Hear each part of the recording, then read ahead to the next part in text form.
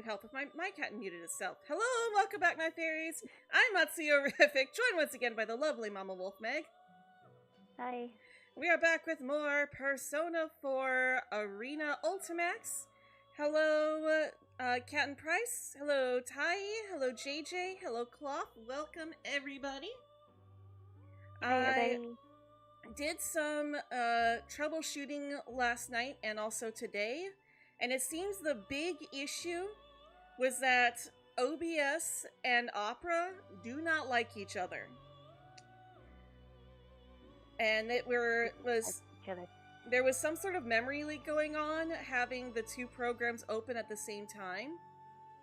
And it caused my memory to spike from 30% all the way up to maximum. And that was causing the crashes. It's still eating up a lot of memory when I'm streaming, but things seem to be a lot more stable now that I've switched back over to Google Chrome, so hopefully we won't have any more issues. I really hope so, because that would stink. Started playing Hollow Knight yesterday. Oh, nice. Alright, so it's time to go ahead and get back into this, and I think it's just the Yukari route right now. Seems like it. Yeah, because we did the Junpei route. Okay, we did Ken, so... Okay. Yes. Alright. Off to Yukari.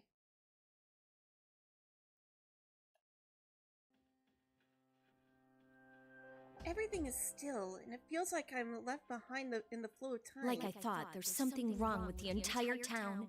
This is just like the dark hour. Dark hour. Leaving the fog aside, this town situation seems very similar to back then. There's a small pang in my heart when I think back on some long-forgotten sensations. But I don't feel anxious. Just like back then, I'm going to save the people close to me. Anyway, I've got to meet up with Junpei so we can look for Mitsuru-senpai and the others. It's easy enough to say. The entire town has become something like a maze, and I'm having trouble getting close to the station. Since I left the others at Juness, I've walked up for quite a distance. Oh, I wonder if everyone's okay. I'm worried about Kikuno-san too. If only Fuka was here. Can't believe the Meowscarada Terror Raid solo he almost failed. Oh, well, good job beating it. Sound of the helicopter faded away quickly after I left. Town is oddly quiet. I'm actually glad there aren't many people around, though. Since I didn't have time to change, I'm still in my feather pink costume. It didn't bother me much when I was in the helicopter. Just imagining walking around like this where other people might see me would be embarrassing beyond belief. That's quite a bizarre look you have there, Yukari.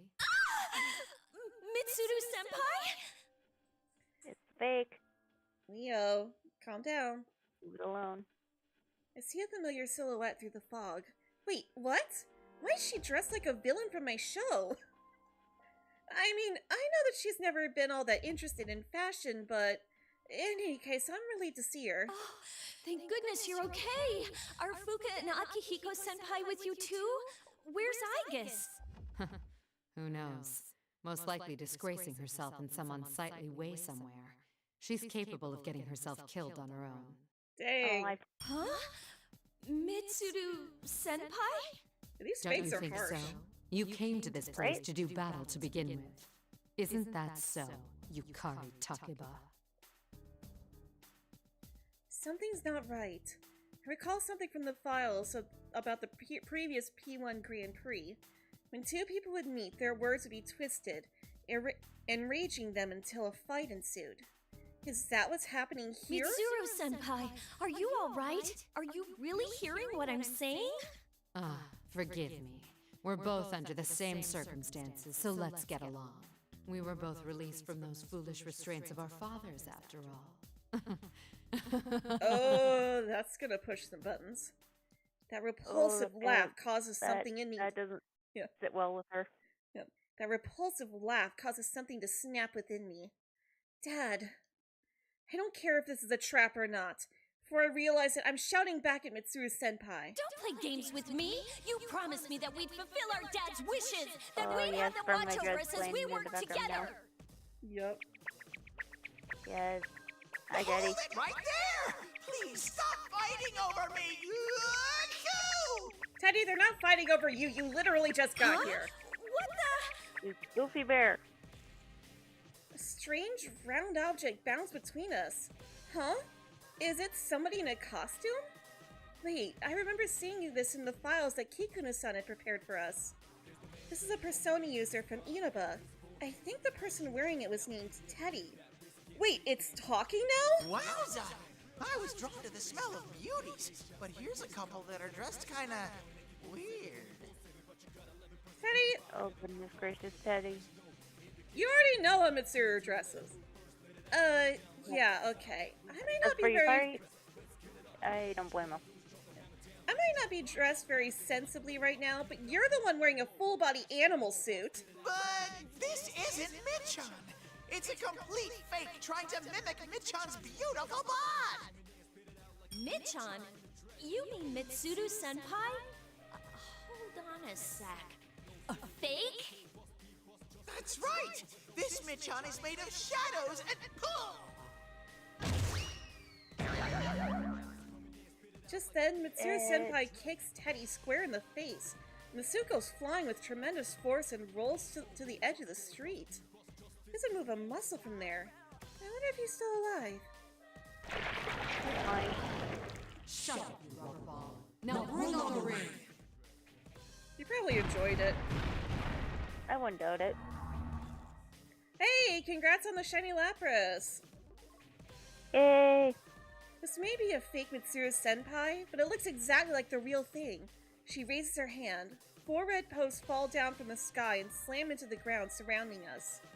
Just then, I noticed that Mitsuru Senpai's eyes are shining in a burning golden color. Are you really a fake Mitsuru Senpai? Yes, I didn't intend to hide that fact from you. I am a duplicate, recreated from exact knowledge of who Mitsuru Kirijo is. What? You took Mitsuru Senpai's form and mocked my dad! I will not forgive this! I'm in a simple fit of rage. A phenomenon similar to the Dark Hour, a tower that looks like Tartarus. Anything could happen now and it wouldn't surprise me.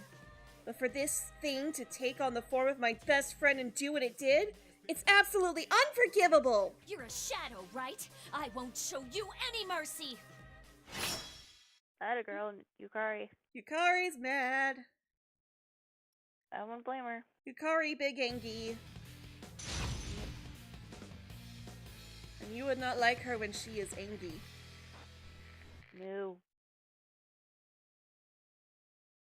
Finally! It's marked, nice. Fight! In position, you're prepared! Alright, nope. Mad Mitsuru.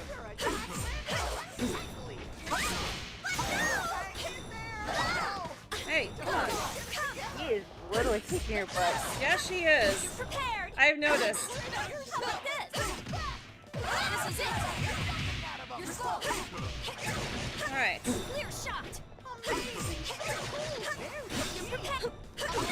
Must win at any cost! Come on, Yukari. You're prepared! It ends here! Why aren't you using your special attack? Ah! No! I can't lose the first fight of stream. With Mitsuru, it's There. a pain in the butt.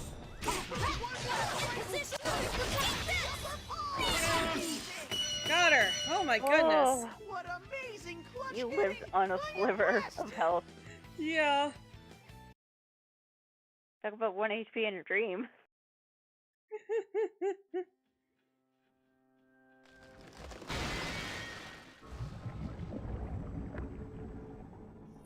Alright, well there she goes.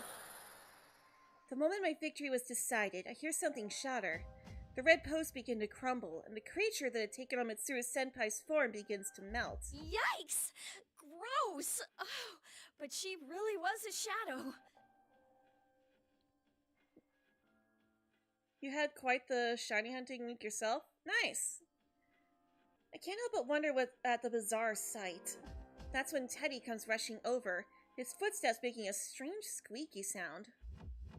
Thank goodness it looks like he hasn't been hurt too badly. Are you okay? Are you hurt at all? Nah, but thanks. I'm just a bit ashamed of myself. I knew that was a trap, but I couldn't keep myself from getting worked up. And that wasn't even the real Mitsuru, but a shadow. It's not even funny. When the topic of my dad came up, I lost my cool. I thought I'd already sorted out my feelings about him too. Don't feel bad. I mean, I have a keen nose, but I have to get up close and personal to sniff out the difference. Teddy, really? With that, Teddy turns to face me and his nose twitches. Huh? That must be a very elaborate costume. Or maybe it's not a costume at all? In either case, it seems this Teddy character has a search ability like Fuka's persona. Really? Well, thanks. I survived thanks to you. One must be kind to the ladies. That's the family motto of the Teddy clan. Teddy, you are literally a family of one. Mm-hmm. If you say so, but you're a persona user from this town, right? I'm Yukari Takiba, a member of the Shadow Operatives. Does that mean anything to you? Oh, you must be a friend of Mid-chan then, Yuka-chan. So, are those clothes a uniform or something? Teddy. Yuka-chan, huh? Actually, there's a good reason why I'm dressed like this. I can sense at least 2 reasons right around here. Teddy! Hey, Teddy? what do you— Hey! Feather smash! Get him, Yukari! How cruel! I was just saying hello. No, that was not how you say hello, Teddy. fully deserved. Ooh, no wonder you're a hero of Justice Featherman victory. Even the cold female boss Mid-chan didn't stand a chance against you. I hear a voice and turn around to discover that a TV has somehow appeared behind us without either of us noticing. General Teddy is on the screen, like he had been when I was in the helicopter. Bonk. The more I look at him, the more he excuse me. The more I look at him, the more he looks like Teddy standing next to me. But they're different people, right? He might even be a fake, just like the copy of Mitsuru Senpai that I just fought too. I know you're here, you imposter! Stop hiding and show yourself! All you did was roll on the ground, but you've got quite a cheeky mouth. But whatever. The real Mid-chan's execution show is gonna start soon, you know? Execution? You can't miss this event. The Execution Queen is going to be executed herself. If you don't want that to happen, maybe you should stop dallying around like this and hurry to the tower where I am, Yuka-chan! Hey, hold it right there! Give Mid-chan and the others back! Yeah, he's not gonna listen to that. And just like that, General Teddy disappears from the screen. Mitsuru Senpai's going to be executed? I have to put a stop to it. I really want to find Junpei, but I might have to leave him for later. Oh no, we have to hurry and save her! Teddy, didn't you say that you have a keen nose? Yep. You want me to find Mid-chan with my nose, right? Well, I can't stop sneezing in this red fog, though. Oh, so that's why you were sneezing when you got here. So, it would be helpful if you could search for her. And my memory crashed again. No. OBS seems to be working fine. Mm-hmm. Okay, so I'm going to try this once again. I accidentally opened up Opera when I was trying to reopen OBS, and yeah, that caused some issues. So I am going to be trying this without my avatar or stream avatars and see if it will work without that stuff running. I hope this will work. I do wish that I could have everything running, but I don't know. I don't know what's going on with this thing. I don't know how to fix it, aside from spending money to get more RAM. Yeah, I don't know if Discord is going to be doable as well. Okay, actually, well, it might be, because it says that I'm at 24% of my memory right now streaming. So I've got chat open through OBS. I don't like that I can't I can't adjust the size of the font. But oh wait, I should be able to zoom in. Okay, I can just use the zoom in thing on it. That helps. So that I can see, so I can read chat a bit better.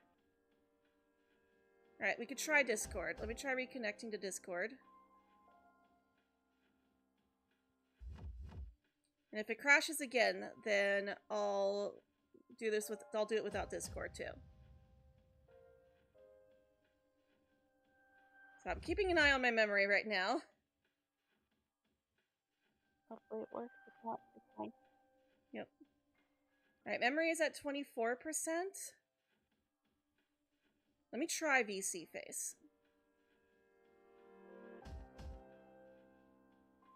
Let me try my VTubing software.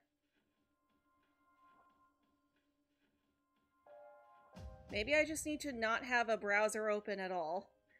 And just look at chat through OBS. I mean, I keep an eye on chat because my iPad too, so. Yep. If you want to close that, you're fine. Yeah, right now, I still want to be able to see chat myself. Oh, fair. Because if you start reading chat out loud while there's a conversation going in the game, then it's going to overlap and we're not going to be able to hear what's being said. Ah, right. Sure.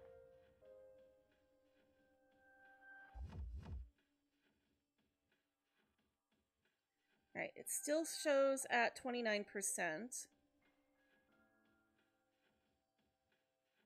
So the next thing to try opening is Stream Avatars. So if I can get everything working without having Chrome or just any browser at all open, then that should be good. I really need to upgrade my computer.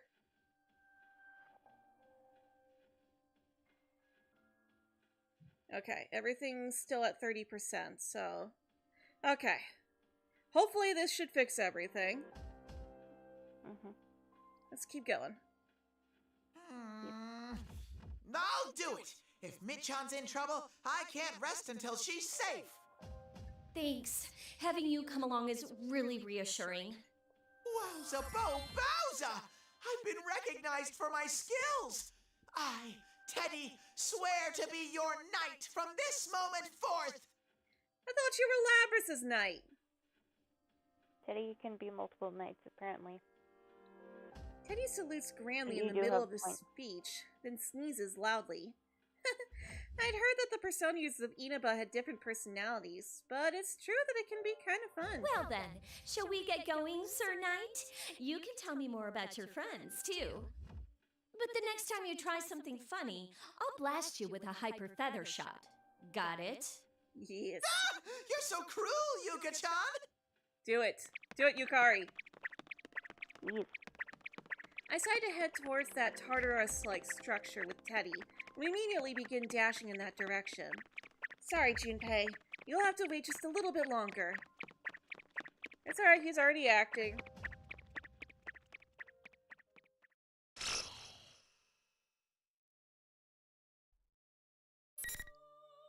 Alright, so where to next? Oh, Mitsuru, okay. So you get to see what Mitsuru's up to.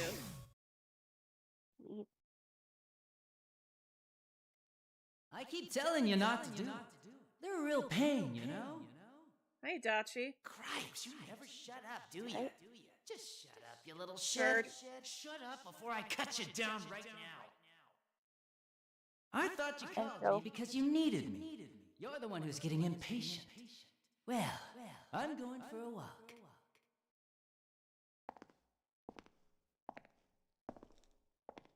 Bye, Adachi. Son of a bitch! Biscuit. I really am gonna kill On him the line. sooner or later. Hey, switch with me. Jeez, show. I almost didn't make it. Sounds. Yeah. No, voices. Two voices responding to each other. A conversation. I feel two presences nearby. My senses slowly return as I rise out of unconsciousness.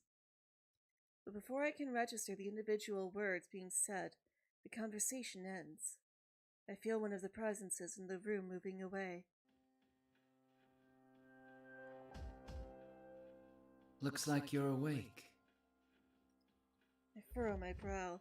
The person standing before me has a different presence than either of the two that I had sensed. A red-haired young man in a Yasukami High uniform? Did a child like him capture us? What have you done with the others? So those are your first words after regaining consciousness. I don't think you understand your situation. I understand that I've been captured by some boorish people at the very least. We were ambushed in Inoba Pass. We made an utter mistake. The limousine was sent over the edge with us inside, and now I find myself here. My arms and legs are bound. Someone has taste in binding me like this. I recall a particularly loathsome memory from the past.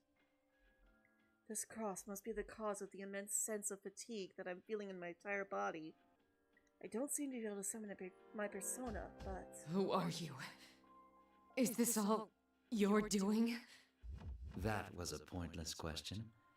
Even if it is, what are you going to do about it? Unalive. Jump down off that cross and kill me? Unalive? Missed it. I look around at my surroundings. This place. The place where my companions had been captured and crucified in the past. The past where my beloved father met his unfortunate end. The top of the moon viewing tower. And this cross. Only one name comes to mind. Shuji Ikutsuki. Is this revenge for him? Revenge. A pointless word. What do you think of the previous performance? It must have seemed like something from Ikutsuki's own mind. Performance? When we pursued Labrys and entered the TV world last time, a mastermind robbed Labrys of her freedom and spoke of his own evil scheme. That's right. His speech did resemble Ikutsuki's own mannerisms. That was why we narrowed our search for the culprit down to those related to ergo research, and how we were able to gather more information. Don't worry. He's dead. Not just dead, Alive. but killed. Yeah. You must understand. You're a Kirijo. Are you trying to say that we killed him? Alive? But he was... I hear something dripping right next to me. Crimson eyes shine coldly behind a golden mask. White and black liquid swirls around its head. Is this a persona? Suddenly, it slams the hilt of its sword into my abdomen. The blow sends my mind reeling, but I barely manage to retain consciousness. Ikutsuki doesn't matter. You're nothing but bait after all. What? I've shown them how you've been captured. How touching. Your comrades are gathering one after another. What are you after? What do you intend to do to my comrades? Even your calm, collected facade cracks when your little friends are involved. Don't worry. You'll all die together eventually. Not just you, but all life itself. I will destroy this world. Everything will die. Pass. And this place will be reborn into a new world. His world. Where only one life remains. His world? Preposterous. I don't know how you intend to bring this about, but I won't let you create a world like that. I don't need your understanding. All I will do is grant a boy his wish. Boy? That's right. Doesn't it ring a bell, Kirijo? Your desires created that boy and gave birth to me. What? Allow me to introduce myself. My name is Minazuki. Sho Minazuki. I am the embodiment of your sins. Just take your time and wait. Sho Minazuki. That name was in the report I received from Kikuno. That's right. It was the name I saw in Shuji Akusugi's experiment data. Illinois, welcome. How am I doing today? It'd be better if my computer wasn't leaking memory. If I recall correctly, that experiment was a number of the pieces to his puzzle fall into place for me. Wait! I raise my voice as loud as I can to the boy, who has his back turned to me. Suddenly, I'm struck with a sensation of something being drained from my body, and my vision blurs. I desperately try to cling to consciousness. I must escape this place and stop his plan. I won't let him destroy this world, no matter what.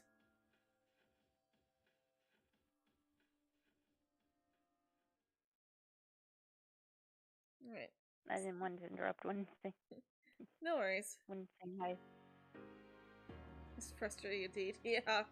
Yeah, it's been fun. It feels like it's been a while since I left you. Oh, wait. Left Yukari-san and Ken. Okay, so this would be Labras. Feels like it's been a while since I left Yukari-san and Ken-kun at Jeunesse. While wandering the fog-shrouded town of Inaba, I used this time to carefully review the data of the memory card Kikuno-san gave me. All these documents deal with ergo research. Even with my calculation abilities, I won't be able to unlock the protection on that final file in an appreciable period of time. It's with a sight of relief It's with a slight feeling of disappointment that I finally reach the entrance of Yasugami High. Stand petrified before it. The eccentric decorations and this distorted school building look familiar. The gigantic tower looming overhead dwarfs the school building, and it exudes intimidation much more than when I saw it from the helicopter. I look back down the path I came from and see the town spread around the hilltop I find myself on. The town of Inaba has been twisted into a mind-numbing maze, sunken into the muck of the stagnant red waters of the fog. There's nobody around. I hope everyone's okay. Before I can become absorbed by my emotions, my radar detects someone approaching. I found you. Thank you. I heard a familiar voice, and see a figure coming up the hill. That's... Yukon? Oh, thank goodness you're here. Yeah, I was waiting for you. I knew you'd be coming Really, here. you? Huh? Oh, that shot is cool. That is a cool shot. Sorry. Something's not right. Yukun's missing something. I don't feel any kind of warmth from him. There's none of the kind consideration he has towards his friends. At the same time, an internal sensor begins to alert me of the presence of an approaching enemy, and a message transmits itself furiously into my senses. Eliminate the target shadow. You ain't Yukon. You're a shadow. Not bad, anti-shadow suppression weapon. Then again, I never intended to deceive you by taking this form. Showing up looking like Yukon. What's your game, buddy? I came to warn you. Where you are is not where you should be. What are you saying? Don't get so worked up. Don't you know it, deep down? You know that you're nothing but trouble to them. If you'd never shown up, this town would have been peaceful. They don't think of you as a friend. You're just a nuisance that brought them to score. Well, but they all accepted me for who I am.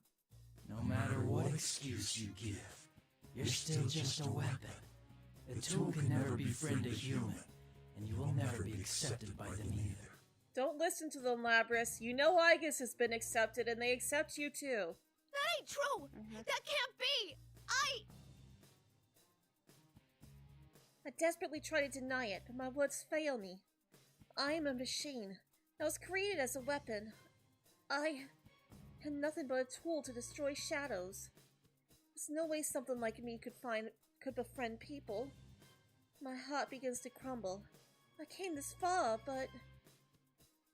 Labras, don't listen to him! What about you, Labras? What'll you do? I hope Mitsuru-san and the others are okay. Could you please go right to that tower? We'll head over there too as soon as we can.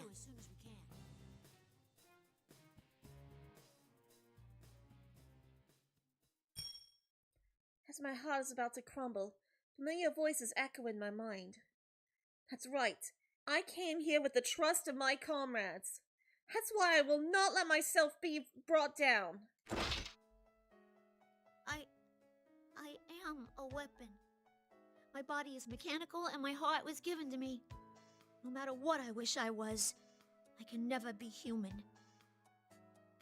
Oh.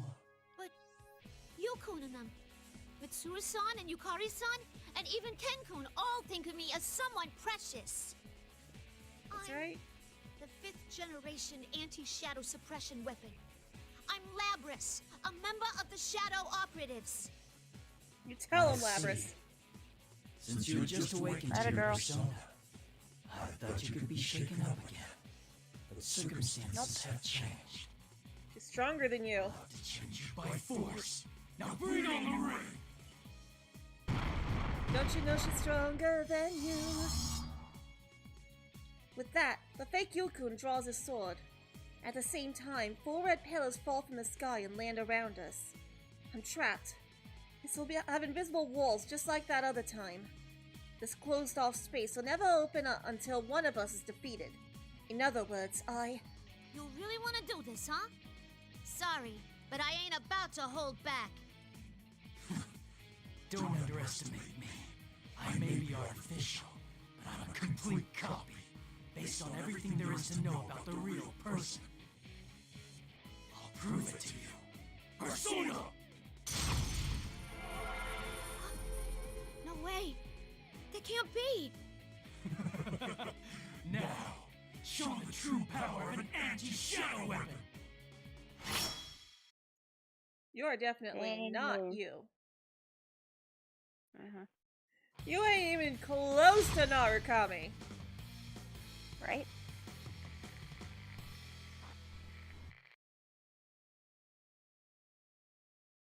Final! Fight!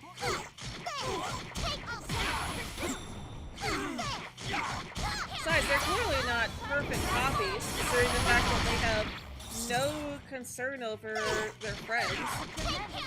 Right?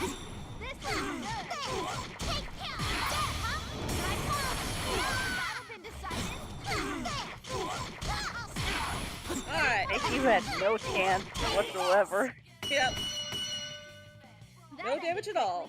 Did they lose their focus? Perfect.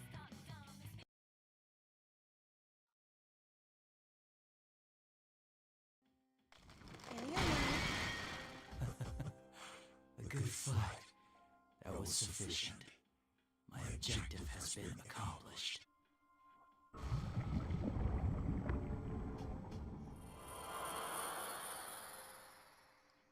Even though I fought fiercely, my body performed smoothly thanks to my recent maintenance. The fake Yukun had fallen to the ground at my final strike, and its form begins to bubble into a black ooze as it loses its form. It really was a shadow. The melting Yukun suddenly spits out balls of golden light. These orbs pass through the school gate and fly upwards towards the top of the tower, looming over the school building. The sounds of our battle echo away, and silence envelops the area again. I TKO'd that faker, yes. Yes, I did. Yep. Koro-chan! Labras-san! Ken-kun! Koromaru-san! Well, become with surprise as Ken-kun makes his way to me. Koromaru-san had been at Ken-kun's side, but he dashes over to me. I'm so glad you're safe. Is something wrong? Ken-kun has a worried expression. Even though the fake Yukun had been a shadow, the harsh words coming from what appeared to be Yukun's face has still left me a bit agitated, but... Nah, I'm okay. I won't be deceived any longer. We have to save the others and solve this case as soon as we can. Ken-kun seems to notice my resolve and nods to me. If anything comes up, please feel free to talk to me about it. That is, if you're okay with sharing it with me. Oh, he was blushing a little bit. I think Ken-kun and then suggest that we compare whatever information we've gathered up to now. The enemy seems to be using fakes made from shadows to challenge us to fights. Ken-kun reports that he encountered a copy of himself, but he was saved by Kanji-kun and Naoto-kun in the nick of time. Thank goodness, Yu-kun and his friends have noticed the strange situation that has befallen this town. I decided to tell Ken-kun about what had happened a moment ago, including my own unease as well. I see. That must have been tough. Yeah, but Labras handled it like a pro. Yeah, I got to wondering what I would do if the real Yu-kun thought the same way. And that got me all scared. It's difficult to truly believe in other people. Ken-kun? It would be easy for me to say that he'd never think that way about you. But people are weak. They can't help but believe in things that make life easier for them. That's only deceiving yourself, though. You need to have resolve if you want to learn the truth. Even if that means getting hurt yourself. Resolve. If you're worried about the truth, then I believe you should go to him directly and find out how he feels. Otherwise, you'll never be true friends. Ken-kun. Oh, I'm sorry for being so impolite. It's easy to tell others to learn unpleasant truths, but it's more like I'm trying to convince myself. Ken. Koromaru-san stares up at me. I feel that he's telling me what Ken-kun is saying is right. I should find out for myself. If Yu-kun and his friends are headed here as well, I'll see them eventually. I should use that time to... I see. A relationship between two people cannot be formed until they speak their minds to one another. Doing so requires this resolve. Hi, Theo! Yay, Theo! Who's that? I was about to like... I think it's Theo, but I don't want to assume. It is. I'm so used to like him Cat Noir voice. We stand ready at the sudden voice.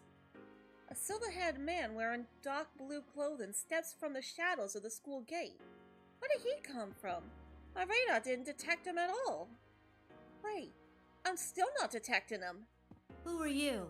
Ah, how truly rude of me. My name is Theodore. I didn't intend to eavesdrop on you, but as I wandered in search of cola, I found myself here. That blue costume. Are you connected to Elizabeth? Such a vibrant shade of blue. His distinctive clothing looks familiar. Elizabeth, the girl who I met during the previous case, who also helped me remember a number of things. She appeared in my dream earlier today too, and said some deeply meaningful things before disappearing.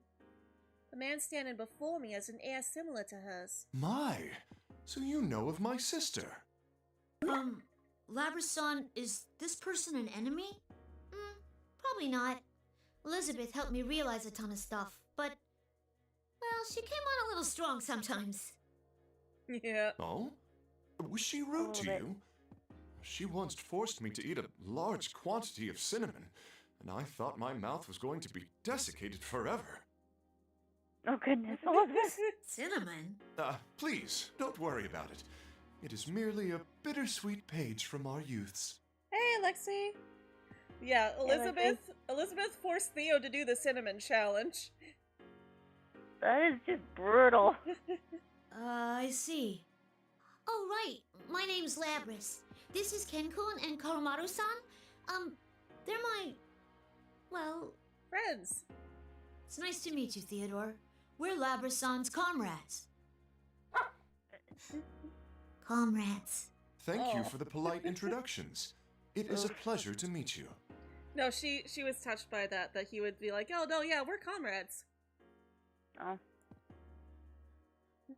Cinnamon? You've never heard of the cinnamon challenge, Ty? Yeah, there used to be this trending challenge where people would film themselves eating a spoonful of cinnamon. Don't ever do it though. Yeah, don't do it. It's not as dangerous, but it's kind of like the Tide Pod challenge. Don't do that either. Never do the Tide Pod challenge. Comrades, I was embarrassed. The way Ken-kun said it without any hesitation warms my heart. I do have many comrades right now who are with me. The way they interact with me naturally makes me think that perhaps I'm the one who minds... No. The way they interact with me naturally makes me think that perhaps I'm the only one who minds what I am. Cinnamon challenge is brutal, yup. I feel like such a fool for being so anxious. Can't help but smile. By the way, on a different subject, has anyone seen my sister Elizabeth anywhere? Elizabeth? Nah. The last time I saw her was in a dream. I haven't seen her around here. Is that so? There's something I was meaning to ask her if I managed to find her. I saw traces of cinnamon along the road here, so I thought that she might have come this way. Elizabeth is here? She said in her dream that she was searching for power. If she happened to come across this town while it's in such a special situation, wouldn't it make sense that she would come to this tower? Ah, please forgive me. It seems I've detained you for too long. Please, do not be alarmed. I have no intention of getting in your way. Oh, that's right. We need to hurry. Labra-san, shall we get going? Huh? But don't we have to wait for Yukari-san? Do you remember what that General Teddy said when he showed up on the monitor? Oh, if we don't fight and win the P1 Climax within an hour, the world will end. Yes, that's why I think it's important we rescue Mitsuru-san and the others as quickly as possible. Yukari-san will be fine. Junpei-san's strong too, after all. Ken-kun seems sure that Yukari-san and Junpei-san will be alright. Is this what it means to believe in others? Alright, let's go. See you, Theodore. Please, take care. Still, where am I to obtain this cola? Vending machine, Theo. Theodore walks away, mumbling to himself, and then the three of us head into the school building.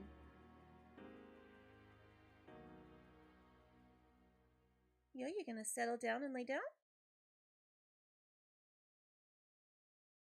You still got another hour before that thing that I know you're wanting. The din-din? Yep. When we enter the school building, we find that the red fog has filled the halls as well, ruining our visibility. The hallways seem to go on forever, and the classrooms lining both sides are distorted. Though this is similar to the way this building has been in the TV world, the red fog increases the creepiness tenfold. The fog even mutes our footsteps as we proceed. As we walk along, Koromaru-san growls. Koromaru-san?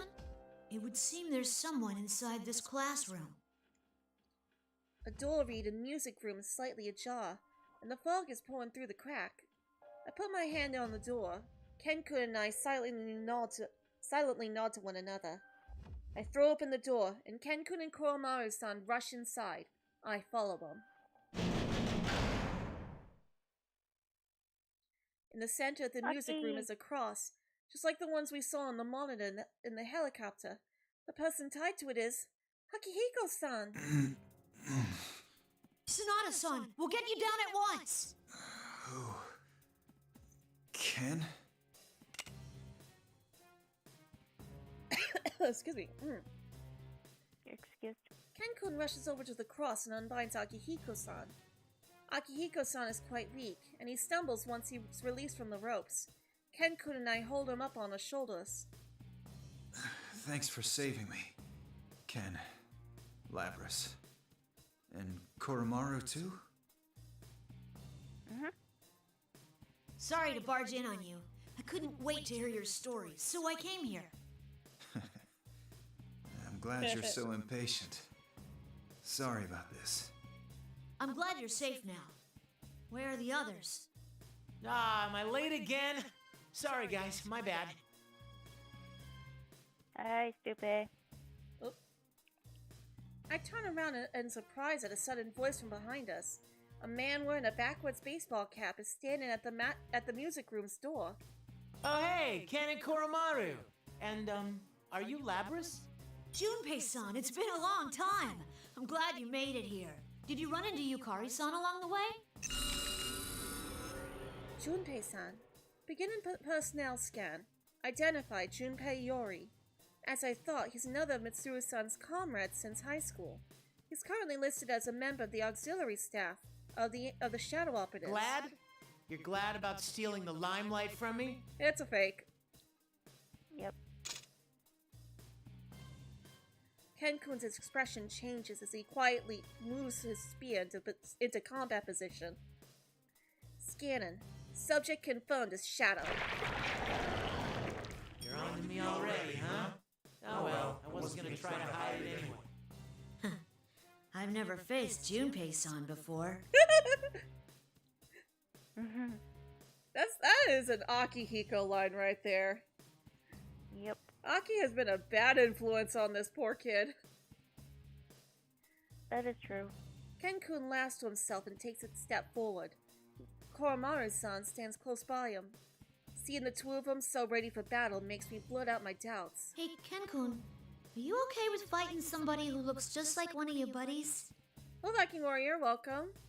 My computer has already given me issues today, but it seems to be a combination of OBS and having a browser open while OBS is active as well.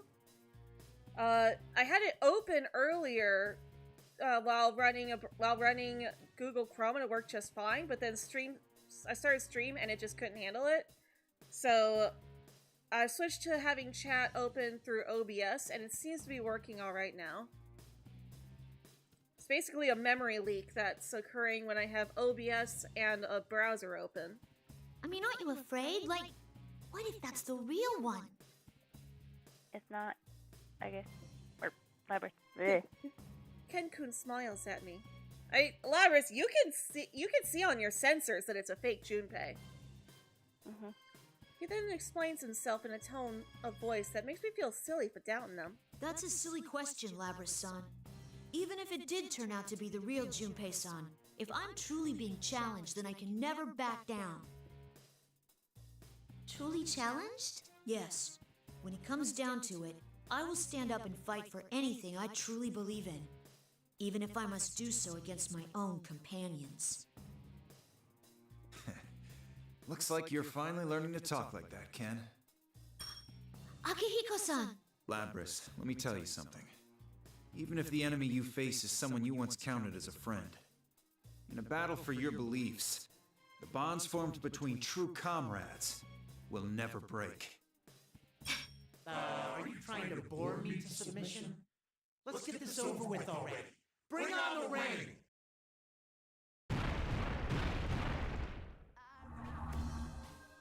And there's Burn Madrid again. The fake Junpei-san summons the red pillars. Akihiko-san looks confused for a moment, but Ken-kun explains the rules to him. Selfish rules as always. Now, normally I'd take him on, but let me take a quick break from the fighting for now. Yes, please rest, Sonata-san. We can handle this. Akihiko-san smiles happily and takes a step back. Ken-kun stands firmly in front of the shadow and takes a position. His resolve is so powerful that this young man looks strong even to me. But I can't forget that I'm a shadow operative as well. Now I feel like we should be fighting with Ken here. I can do it too. Nah, this is Ken's fight. The way Ken with the speech that Ken just gave, this is Ken's fight.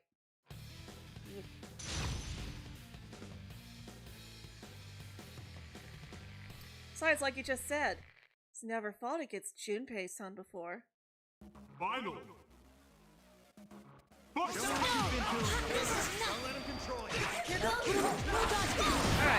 No, that's Nope. Bad Junpei. Hey, nope. Not done yet. Here goes. Here it comes. Here it goes. You ready? not far away. Way to go, koro-chan. Hey. That boy. Ow. Hey, no, bad Junpei. I am not getting my butt handed to me by Stupei. No. We will not allow Junpei to win.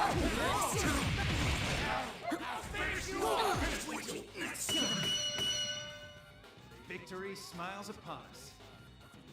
Way to go, Ken.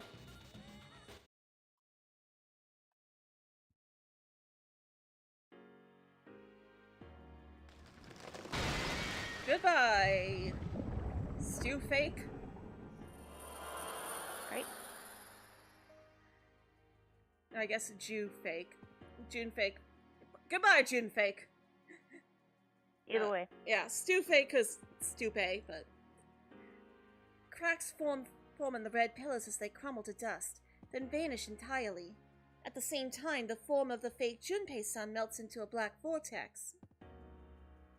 The proof that we had been fighting the fake makes me feel a little relieved.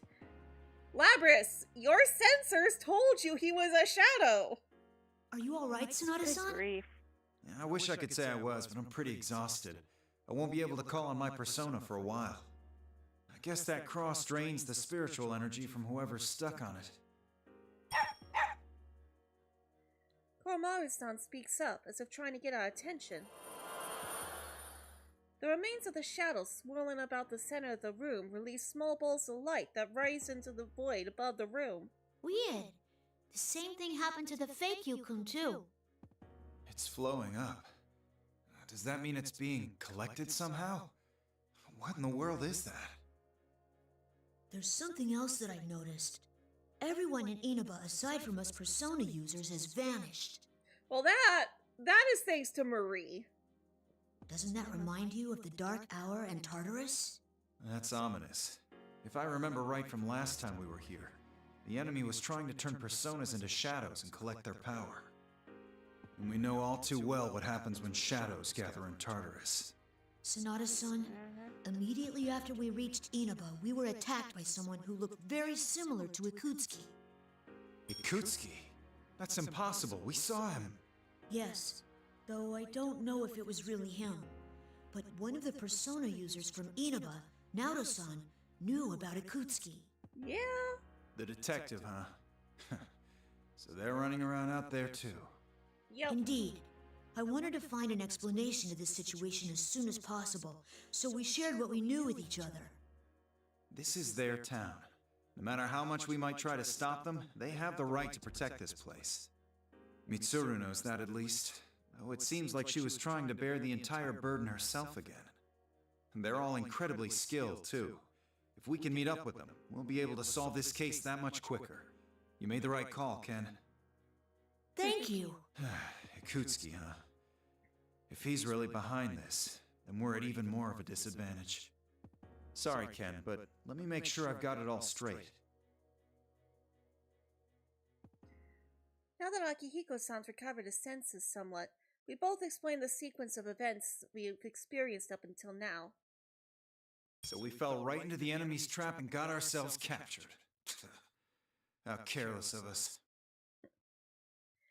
There's no time to waste here. Akihiko-san is far from his normal condition, but he appears to have recovered enough to be able to walk on his own. We leave the music room and decide to look for some stairs so we can head up. Since the remains of the fakes were all going upwards, we conclude that there must be something above us that they're all trying to do. That there must be something above us that they're all going to. Okay. By the way, Sonata-san, how have Mitsuru-san and the others been? I haven't seen them in a while. I hadn't seen her in a long time till I got back either. Don't worry, she hasn't changed at all. If anything, she seemed even more dreadful. I see. I don't know if I should feel relieved or worried. What, does Mitsuru-san scare you too? She's always really nice to me. You just don't know how frightening she can be. Try getting hit with that kick of hers. You won't eat normally for a week. She's very intense. And that's coming from me. Now that I think about it, I can't believe she was just a high school student when we met. Right? If that's the case, then I'll try asking her to start being nicer to you two. You don't have to get so flustered, you know? These two have been so calm and rational when confronted with the fake Junpei-san. Seeing I'm so distraught over the thought of this, I can't help but laugh. Akihiko-san and Ken-kun smile with embarrassment. Koromaru-san walks on coolly, as if this was no concern of his. It must be rather difficult to have to act against one's true feelings.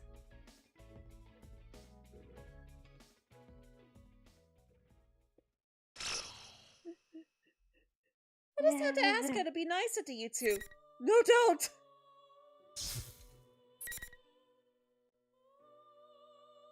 Oh, and then we get to move on to Akihiko's side. Okay. The odd couple, Hikari and Teddy. Oh goodness. Well, we just left off with, Aki. Yeah, so let's go to Aki.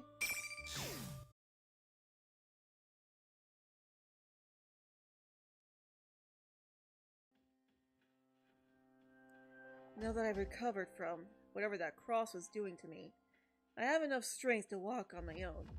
Still, it seems that whatever wounds I suffered are greater than I thought. After we leave the music room, we climb up the flight of stairs and step into a covered passage. I don't know what the signs in this place mean, or even if they hold any meaning anymore now that the city has become distorted, but it would seem that something called the classroom building is up ahead. We proceed down a long hallway that appears to go on endlessly. I can't tell whether the haze I see is because of the strange fog or my own fuzzy consciousness. I'll be sure to return the favor with my fists. While I'd been on the cross, I'd been thinking the entire time. We were the core of the Shadow Operatives. We'd all fallen into the enemy's hands so easily, without any hope of escape. My own powerlessness frustrates me. Even then, I kept calm. We still have comrades, Ken, Koromaru, and now our new member, Labris. They've grown so much, and were able to save me even after I made such a colossal blunder.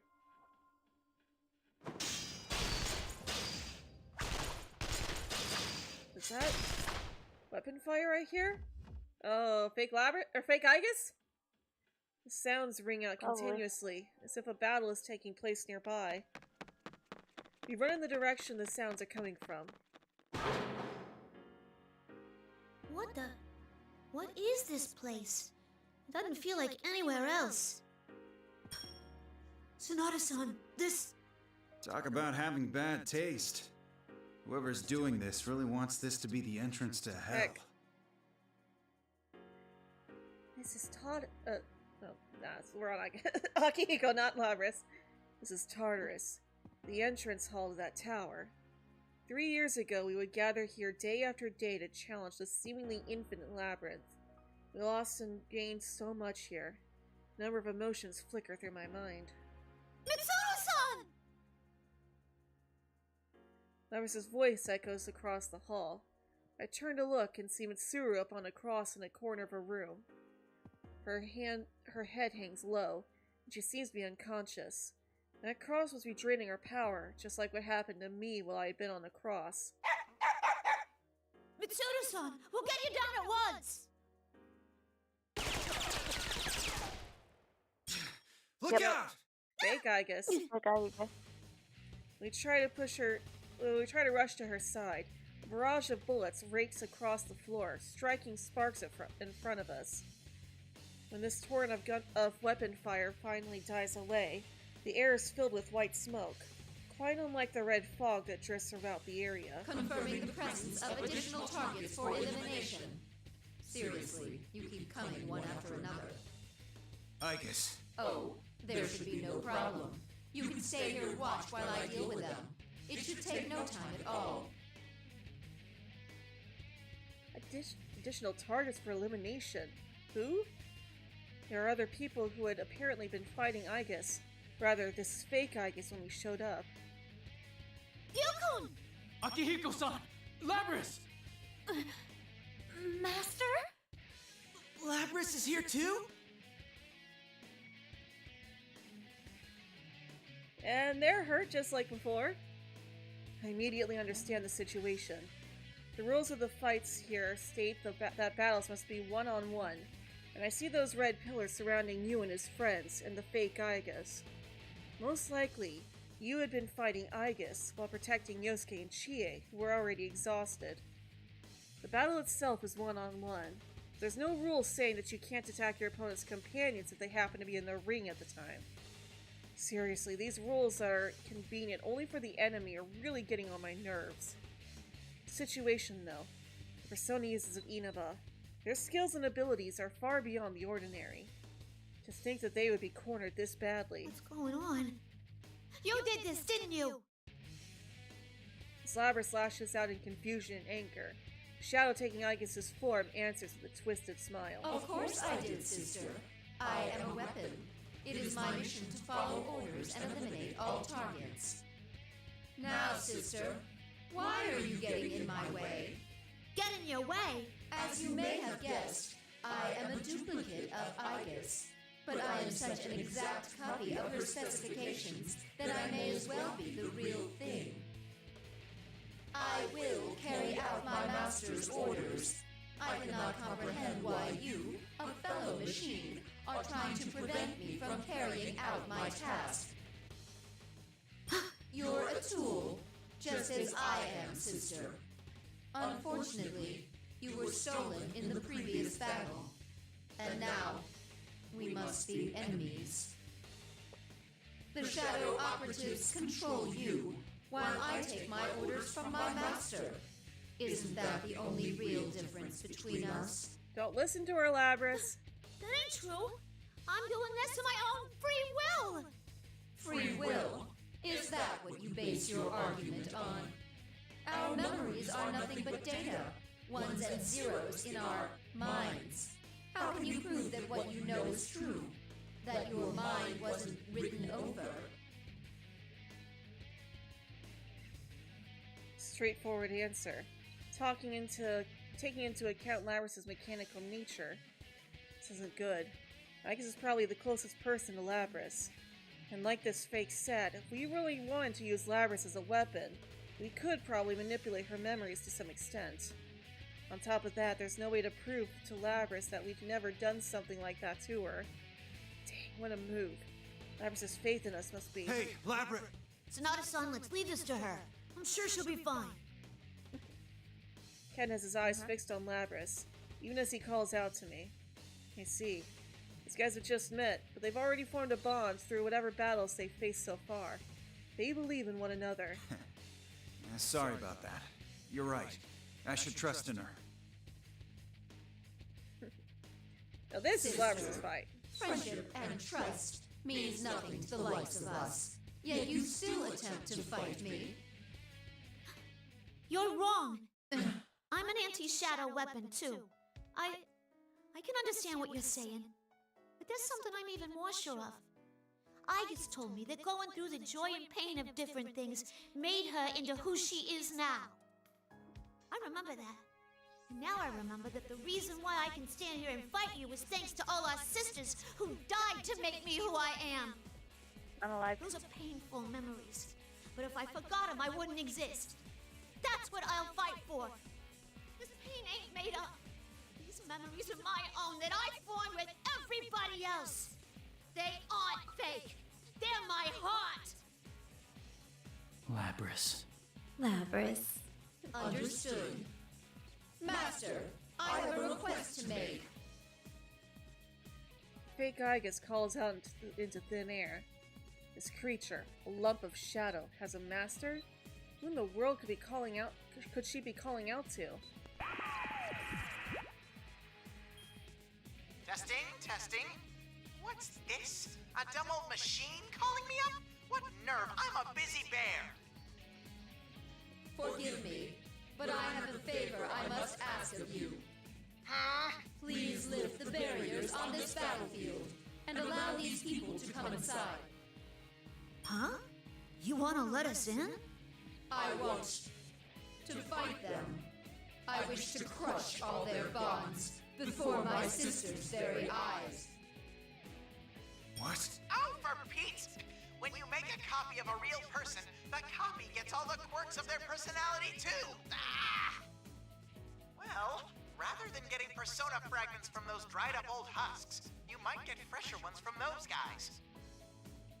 Persona fragments? Oh, did I say too much? Anyway, let's have a ring change! Oh boy. As the voice of the vulgar, fake Teddy calls out, new red pillars descend and the old pillars shatter in response. The new pillars drive into the four corners of the room, making this entire classroom into a fighting arena. You! Are you alright? Yosuke-kun! Chie! We rush over to you and his friends to check on them. Good. None of them seem to be that badly hurt. After we ensure their safety, we turn to face the fake Aegis again. Thank you for inviting us in before your battle concluded. But we're not gonna show you any mercy. There is no need to thank me. I am about to eliminate all of you right now, after all. Time for me to make a comeback as well. This is a grudge match now. You guys seem a little different from what I was expecting you to be. But I won't be fooled. I'll protect everyone with all my strength. Yeah, this is Labrys's fight. I'm sorry, Aki. This was her trial.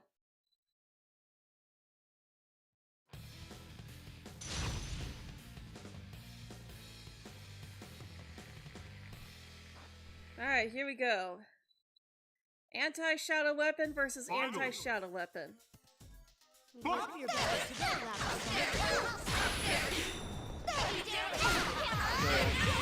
Hit him! Watch out!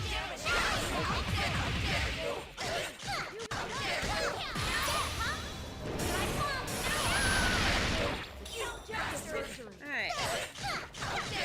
Almost got her. That was a nerve-wracking match.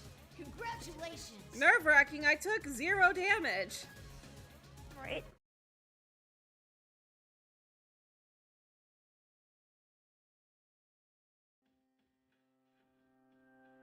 Alright, Fake has been defeated. The fake Aegis falls to its knees, and its body turns black as it becomes a shapeless mass. I see a hint of pain in Labrys's. Oh right, this is not Labrys. It's Aki. Okay. It's Aki. I keep forgetting that. The fake Aegis falls to its knees, and its body turns black as it becomes a shapeless mass. I see a hint of pain in Labrys's eyes as she watches. Looks like we won. You don't need to look at me like that. Either way, we only have a limited lifespan. What do you mean? We were created for the sole purpose of fighting you. Once that duty has been carried out, all we have left to do is expire. Fighting is your duty. I will not bid you good luck. I wish for my master to emerge victorious, if possible.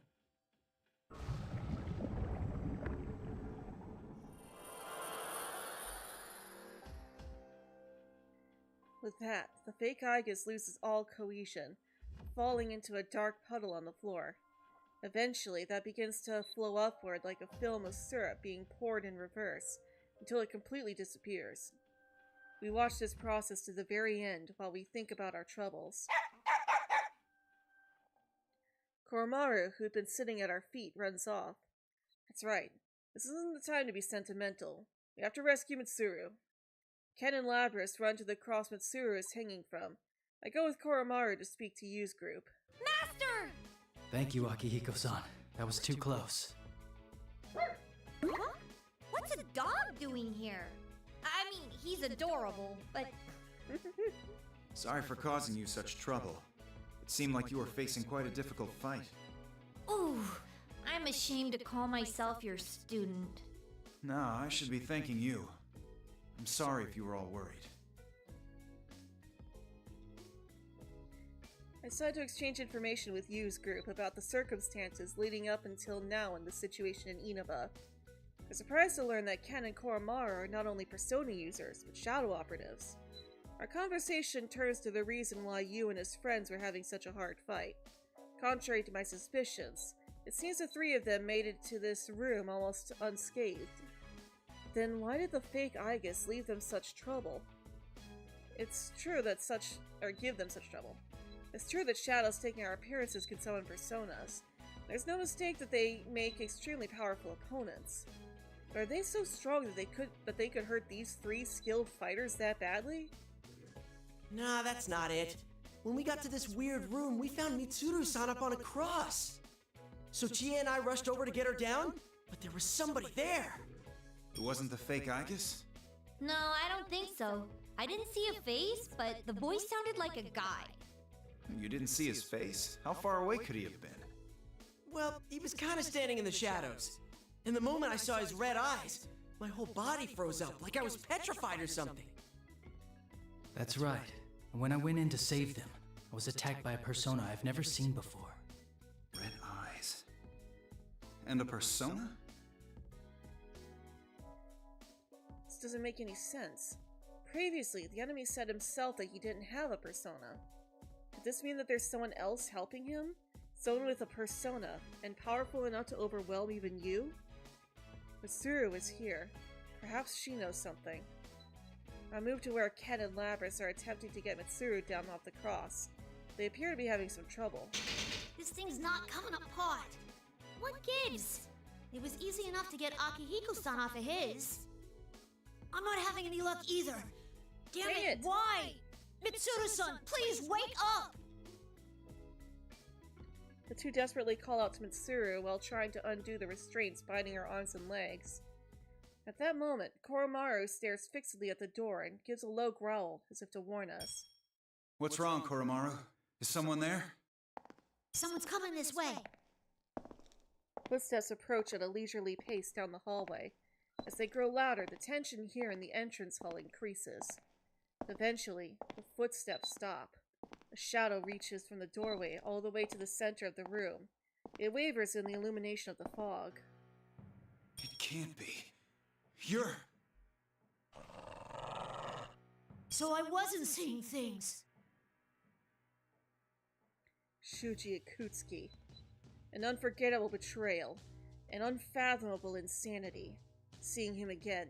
Spitting image of when I last saw him. Brings back what he said. The death of everything. But also the beginning. 3 years ago, we made extreme sacrifices to put an end to his plans. Does this mean he's come crawling out of heck to torment us again?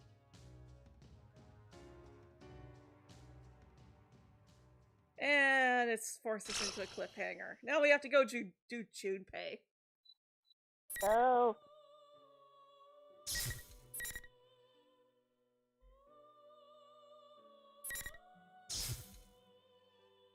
Alright. We are 45% complete. Oh wait, no, we don't have to do Junpei, we have to do Yukari. Okay. That's better. Okay.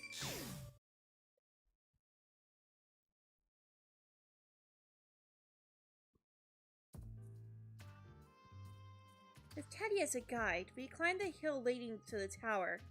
I see what appears to be the front gates of a school, and there's a sign on a wall reading Yasugami High School. The building ahead of us looks like an ordinary school at first glance. When I look up, there are a number of things wrong with it. Ah! Is this really Sensei's school? It looks even weirder than it did before! Yikes, this is really bad. I haven't seen anything like this since 3 years ago. Even from up close, it's strikingly similar to Tartarus. A nest of Okay, I'm not sure what word would be appropriate to use that for censor. Just where shadows roam free, and a tower of darkness built to summon the end itself. There, but that's not all. I'm sure how to answer that either. This is why I'm okay with a little bit of mention of it in certain depending on the circumstances. Mm-hmm. Strange markings line the grounds and walls, all the way from the gates to the school building itself. Posters have been put on the walls, and even in the windows, oddly matching the eeriness of the building. There's a bunch of posters up. It kind of reminds me of a school festival. The Sister Complex Kingpin of Steel? That's Sensei! Sensei is so strong, kind, and a reliable leader! And over here's Chie-chan. She trains a ton every day, and she eats a ton too. Teddy points out the different posters, one after another, and happily tells me about his friends. Seeing him like this, I got a sense of how much he values his friendship with these people. They must be a great bunch of people. Huh? There's a poster of Mitsuru Senpai too? The imperious queen of executions. What's wrong, Yuka-chan? What about Mid-chan? Oh, it's nothing. I just remembered something that happened during our school trip. Silence! I'm going to execute all of you! Basically confirming that the route where you get caught is the canon route. Oh, an execution, huh? Well, I know what that's like. Huh? Yeah. Have you done that to someone before? Nah, it was done to me. An icy hammer to repay me for my innocent curiosity. Just remembering it gives me the chilly willies. Yeah, I can imagine that. Talking to you reminds me of someone I know. There's an idiot in our group, too. I love how she just called him an idiot. It's like, yeah, there's an idiot in our group, too. Oh, lucky me! I found Yucatan! Junpei? Because of the devil. I'm surprised to see the next face.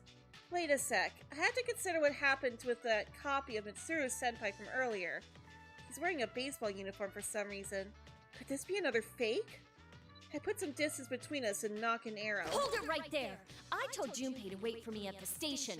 What are you doing here? Hey, wait a second! That's no way to greet your old friend! You're supposed to get emotional! Oh, wait. Are you another monster, Yukari? A monster? Me? Wait, so are you the real Junpei? Ugh, he reeks of sweat. Seriously, can't you have some consideration for the people who have to smell you? He's real. Huh? Whoa, aren't you the guy who was on TV earlier? Why are you with Yucatan? Why? Because I'm Yuka-chan's knight in fuzzy armor, obviously. In other words, we share a pledge of eternal love. No. Nope. Eternal love?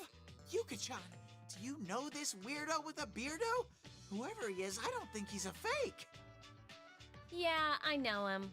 You seem energetic as always, Junpei. Oh, is that what's going on here? Wait, don't be ridiculous. I'm obviously the real me. I can kind of tell, too. Considering how much he's trying to get on my good side, this is probably the real Junpei. Well, I'm glad you're safe, and sorry, I told you to wait at the station. But then I heard that Mitsuru-senpai and the others are in danger. Nah, it's cool. I was kind of wandering around too. But wait, they've been captured? Seriously? Yeah, about that. I'm a little relieved to be able to meet up with a familiar face. We trade some nostalgic banter while we share what we've learned about what's happening in Inaba. I had my doubts when I heard of how Junpei miraculously ended up in Inaba, even before the rest of us. But I guess that's just like him. He barely has a grasp of the situation. He keeps going on about how cute some girl he met at Junes is. I don't want to hear about that stuff. At least I learned that the persona users of this town are acting on their own during this unusual phenomenon. What? Junpei, you ran into Rise-chan and Yuki-chan? Were they alright? Yep, totally fine. Man, school chicks these days are really tough. By the way, who are you anyway? Aren't you that, what was it, General Teddy? How dare you! It's outrageous that you treat me the same as that faker! I'm the one, the only, the adorable Teddy! Well, yeah. I don't intend to push too many questions on the poor guy. Teddy's existence is something of a mystery. What I do know is that he's an Inaba persona user, and he's not an enemy. The General Teddy from the broadcasts appears to be a copy of Teddy here. Teddy's a persona user from this town, and he's looking for his friends. Huh? You can use a persona? I figured you were nothing but a walking costume. Grr! How rude! I'm not just an empty suit! I have a persona, and I have something inside, too! Look! Oh goodness gracious, Teddy. Inside? Teddy suddenly undoes his zipper. Huh? That's removable? Hello, everyone! Their faces are like, what? Whoa, a white guy! A white guy. I love that response. Whoa, a white guy. What the? What's going on here? Oh, excuse me, water break. Water break. The sudden appearance of this young kid inside the suit is startling. Actually, even before that... There really is something inside. I worked hard to grow this body because I wanted to score with a girl. Nice to meet you, Junpei. Oh, good lord. Oh, your Japanese is a little off, though. You make a costume, not grow it. Do you understand? Make, not grow. Junpei, you're the one who didn't understand Japanese just now. He said he grew his body, not that he grew the costume. Stop talking like an idiot, Junpei. But wow, I figured you were empty too. I'm sorry, did I surprise you, Yuka-chan? Ugh, this is starting to break my brain. I'm sorry to ask you this once you took it off, but can you just keep your costume on for now? Aw, but I just came out. Ooh, but this must mean that you like my bear skin better. Teddy, please don't read into it. Ta-da! Look, look, please don't. It's original flavor Teddy again. So don't hold back. Ladies and other ladies, start your snugglins! No. Come on, guys, enough playing around. Let's go. We have to hurry and find the others. Yes, bonk 'em. Huh? Oh, right. Go, go, go! Just when we're about to go inside, Teddy suddenly stops and stands up straight. Could his keen nose really work when he's wearing that costume? Oh wait, if anything, that costume is his real nose, isn't it? Huh? But I'm already picking up on someone. The rest are shadows. Poor Teddy. Yeah, I'm not even going to question his sneezing anymore either. Is this someone he mentions related to Mitsuru Senpai or Akihiko Senpai or the others? Teddy runs off, still sneezing. We take a side path to make a detour around the school building and see a gymnasium up ahead. The entrance door is covered by a poster of a boy labeled the Beefcake Emperor. That name. It's Kanji Tatsumi, isn't it? Oh, this is Kanji.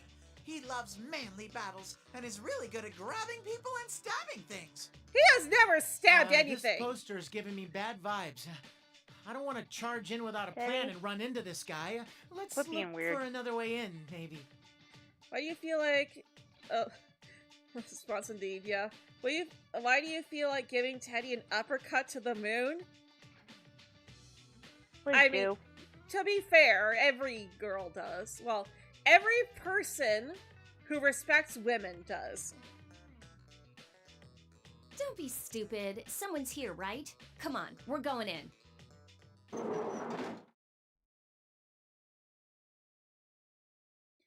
I make Junpei open the door despite his protesting.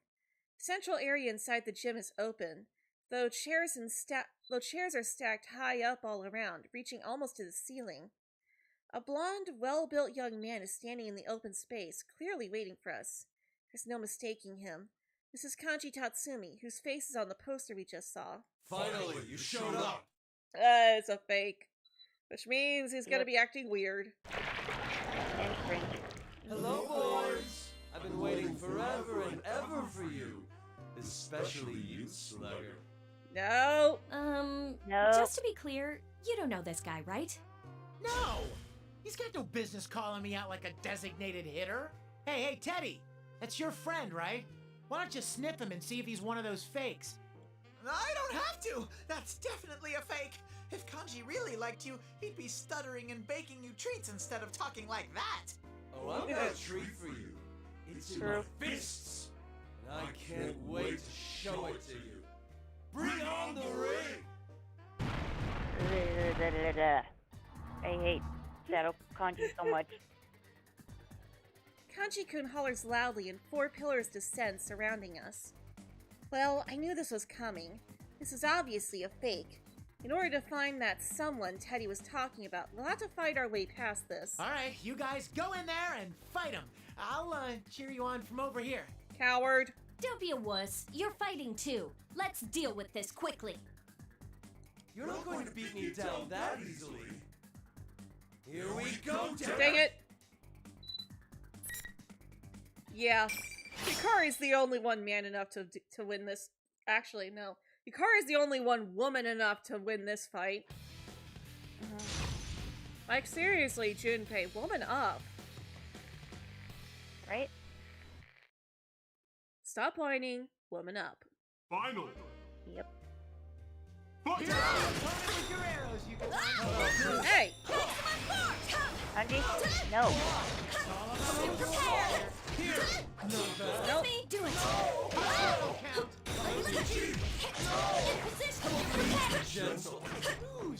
Ooh, nice. I got him with a status condition. Let's go. Nice. Hey.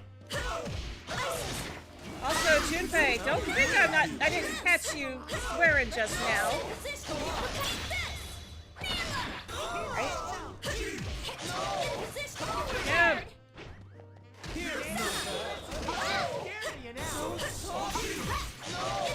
Alright. Get him!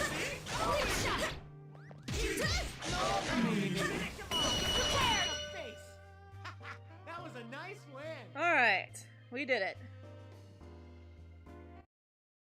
Guess you're more of a peace lover than a fighter?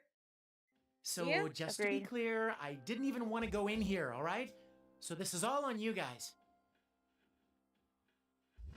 Seriously, Junpei, stop whining. Woman up. You pay for a reason. As Junpei fumbles through whatever he's trying to say, the fake kanji-kun crumbles and loses its shape. Sparkles of light that it spits out float up through the high ceiling and disappear from view. Huh? I'm sensing that someone through there! Junpei, hurry and open this! It's like, Junpei, open this door. Okay, now Junpei, open that door. Teddy points to a door on the other side of the room, and Junpei quickly rushes over to open it. Huh. Junpei and Teddy might actually make a good team. Yeah, I'm on it. When Junpei throws open the door, a wall of thick red fog pours out, clouding my vision. I hear Junpei coughing from within the fog, but I can't see him. Teddy and I stick to the wall until the fog dissipates somewhat. Then we take a peek inside the door. Huh? This is Escapade. A white spotlight shines across the dark open space. The edge of the light illuminates a raised stage. Let's see. Bless you. I managed to just barely made it to the mute button on time. Yeah, I noticed. It looks exactly like the dance floor at the club near Gekkokan High. Could this really be Escapade? Fuka! I can't help but call out in shock. A large cross is raised on the center of the stage, and Fuka is hanging from it, just like on that broadcast. Seriously? Whoa! Fu-chan! I'll save you! I'm a-coming! Teddy, what happened to being Yukari's knight? What the heck? Teddy runs to the cross with a surprising turn of speed for somebody with such stubby little legs. We all work together to get Fuka down from the cross, but even though she doesn't appear to be physically injured, she hasn't regained consciousness yet. Still, she's breathing normally and her pulse is steady. Thank goodness. She's not in any danger of passing. Fu-chan, are you okay? Wake up! I'd better give you the breath of life! No! No! Dropkick! Yuka-chan, I was just joking! This isn't the time for jokes! Fuka, can you hear me? We've come to rescue you! Ah, are you coming too?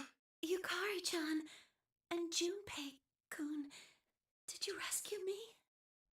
Sorry we're late, but you're gonna be okay now. Hey, Fuka! It's been a while, huh? And now that we're here, there's nothing to worry about. Who would do such a thing to Fu-chan? I'll never forgive them! Thank you too, Teddy.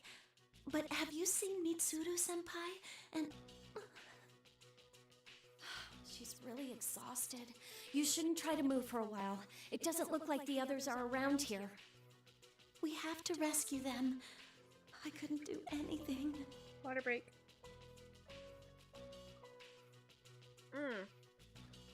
Should have done that earlier. Yep. Kind of Fuka, they were captured immediately after they were attacked. Even with Fuka's search ability, she wasn't able to sense anything until right before it happened. Alright, well, let's let Fuka rest here while we go on. We just have to rescue Akihiko-san and Mitsuru-senpai, right? Pretty much. Just basically Mitsuru at this point now. Yeah, well, Aigis. We haven't seen Aigis yet either. Oh, that's true. We can't leave Fuka alone here. What if another fake shows up like before? Oh, right. If we leave her here alone and another fake person shows up, her life would be in danger for sure.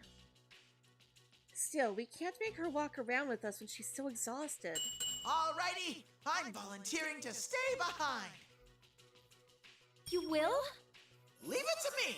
I can use a persona, and I'm the best at escorting ladies. Well, if you're that confident, maybe we should leave this to him. I'm counting on you, Sir Teddy. Be her knight. Junpei pats Teddy on the back. Teddy smiles proudly and gives us a thumbs up. These two are starting to act like they've been partners for years. Teddy, are Yukun and the others here too? Yep. From what Junpei told us, Rise-chan and Yuki-chan left Junes to look for Kanji and Nao-chan. But if they notice what's happened to the school, I'm sure they'll end up here. I see. If Rise-chan's with them, then there's no need to worry. Yukari-chan, Junpei-kun, please go on ahead and save the others. I'll remain here with Teddy. I'll contact you all with my persona once I've recovered a little. Please, just give me a little time. He raises an eyebrow, but Fuka smiles and tells us that she'll be okay. I read that Teddy fought through the entire class of Inaba too, so I guess they'll be alright. We leave Fuka in Teddy's care and leave the gym, finally making our way to the school building. Plus, when she's feeling better, she can help them out through Juno. We enter through the main gates and end up in a hallway. The building's interior is shrouded in fog as well. As expected, the visibility inside isn't that good either. We decide that we should head up and find some nearby stairs to go up. But after climbing a couple of stories, the stairs come to an abrupt end, and we have to find another flight of stairs. Countless number of similar-looking classrooms and hallways appear on this floor. We can't find a way up at all. The endless hallway is dark, and I hate to say it, but this reminds me of a haunted mansion. Hey, Junpei! Stop going so far ahead! It's bad enough that I can't really see that far. Seriously, this hallway goes on forever. You think it's time for a nostalgic replay of Junpei's Believe It or Don't? Junpei, no. What? No. Hey! There are many strange things in this world. Imagine, Okay. if you will, a boys' baseball team, led by the handsome coach Junpei. What you'll hear next is a true story, a tale of mystery and fear. Feather kick! Feather punch! That too. That works too. Knock it off, you know I hate that ghost story stuff. And when did you start coaching kids? Ow, will you stop hitting me?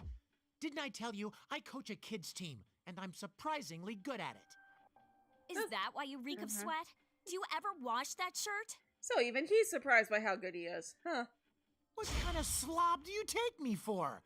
And you're one to talk. You're wearing some pretty funky clothes yourself. I have a reason for this, jeez. I knew I should have changed. We continue talking back and forth about this for a while as we proceed, trying to distract ourselves from the creepy atmosphere. Eventually, the hallway ends with a very heavy-looking metal door, but the door is a sign reading announcement room. Dead end, huh?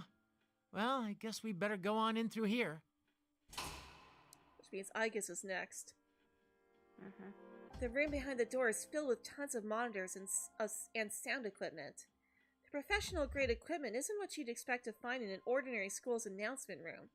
This looks more like a studio in a real TV station. This is creepy. But maybe this is where General Teddy is making his broadcasts from. The monitors suddenly flash to life and illuminate the room. What's going on?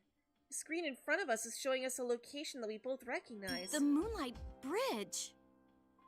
The gigantic suspension bridge connecting Iwatodai and the man-made port island. The camera zooms in on the bridge's main tower.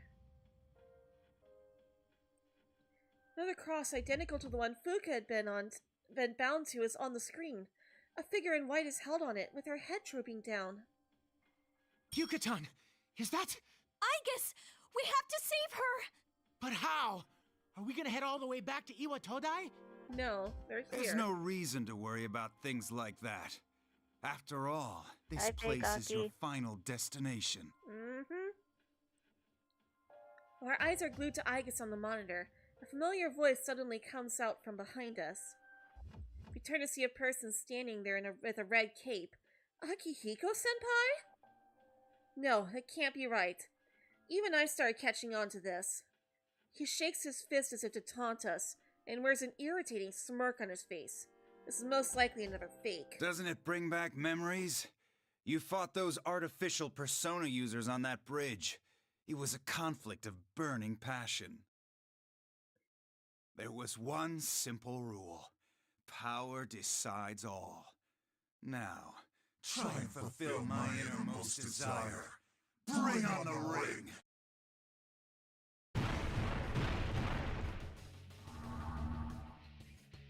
As he shouts out, the red pillars appear again. We're up against a fake version of Akihiko-senpai this time, huh? Well, this is going to be awkward. Hey, Yuka-tan.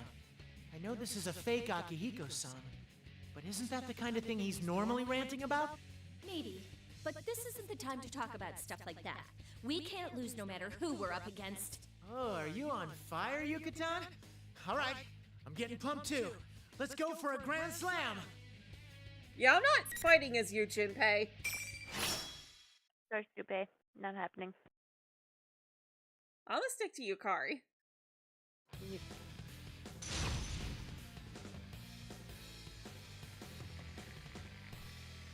Alright, here we go. Finally!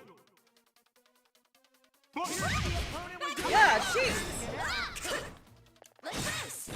Talk about like a surprising action. Yeah! I saw that! I'm not pushing your mom! I'm not pushing your mom! Let this! Clear shot! I'm not pushing your mom! Persona! This is it! There we go, okay. In position! Prepare this! Alright! Now we got him! In position! You're prepared! Ah! Stop. There we go. Oh, I almost called him fake That Aki. was a nice win! Or whatever.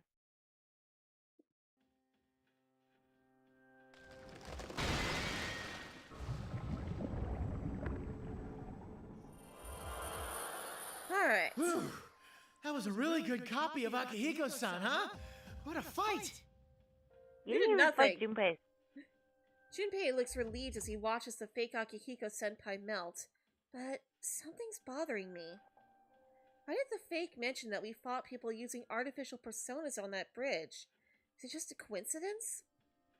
Shoot, this isn't the time to be thinking about things like this. We have to save Aigis! Wait a second. Hey, Junpei, is that really the Moonlight Bridge in Iwatodai? It's not like there's any other Moonlight Bridge, is there? But remember how we found Club Escapade in this school earlier? That might mean... I look across the now empty announcement room and spot a white door behind the equipment. I look from it to the monitor and it seems that the door here, resembles the one at the bottom of the tower near Aigis' cross. You would have played as Junpei just to accidentally get your behind kicked? Junpei, open that door! Huh? This, gotcha. Oh, Junpei's just become the door opener. Right? Bingo! It's just as I thought. Somehow the school is connected to the Moonlight Bridge. The wind is blowing normally, and I see the lights of the city in the distance. making it seem like we really are outside. But considering how absurd this entire situation with this Tartarus wannabe is, this is probably another crazy place created by the enemy. That aside, we're supposed to be in Inaba. We keep running into places that have connections to ourselves. Even if they're all artificial constructions, there must be some reason why such a complicated trick is being pulled on us. I'll save you, Aigis! Yucatan, do me a favor and catch her. Got it! Persona!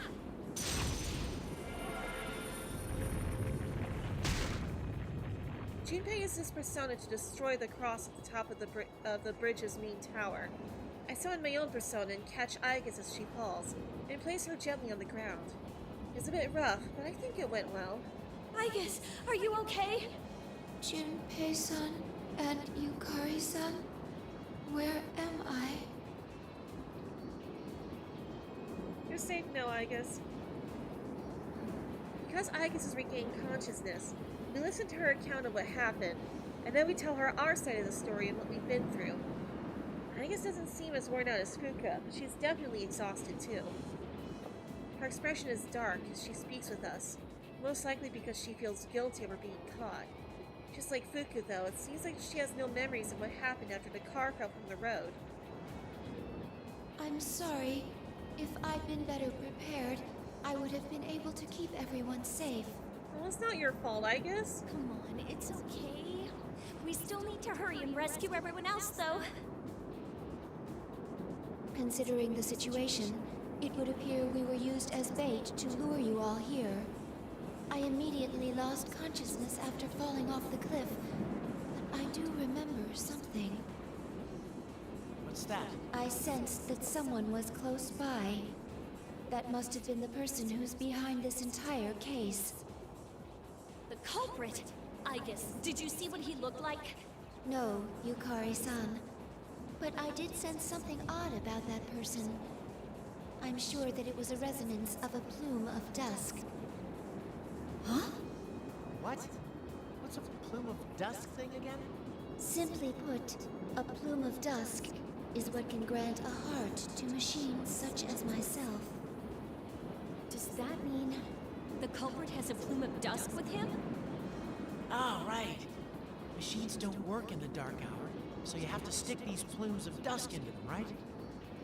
Then is the perpetrator using a motorcycle or something like Mitsuru-senpai's? No, that was not the reaction of a plume of dusk being loaded into an electronic device. It was obviously the wavelength of a heart like mine. So, what does that mean?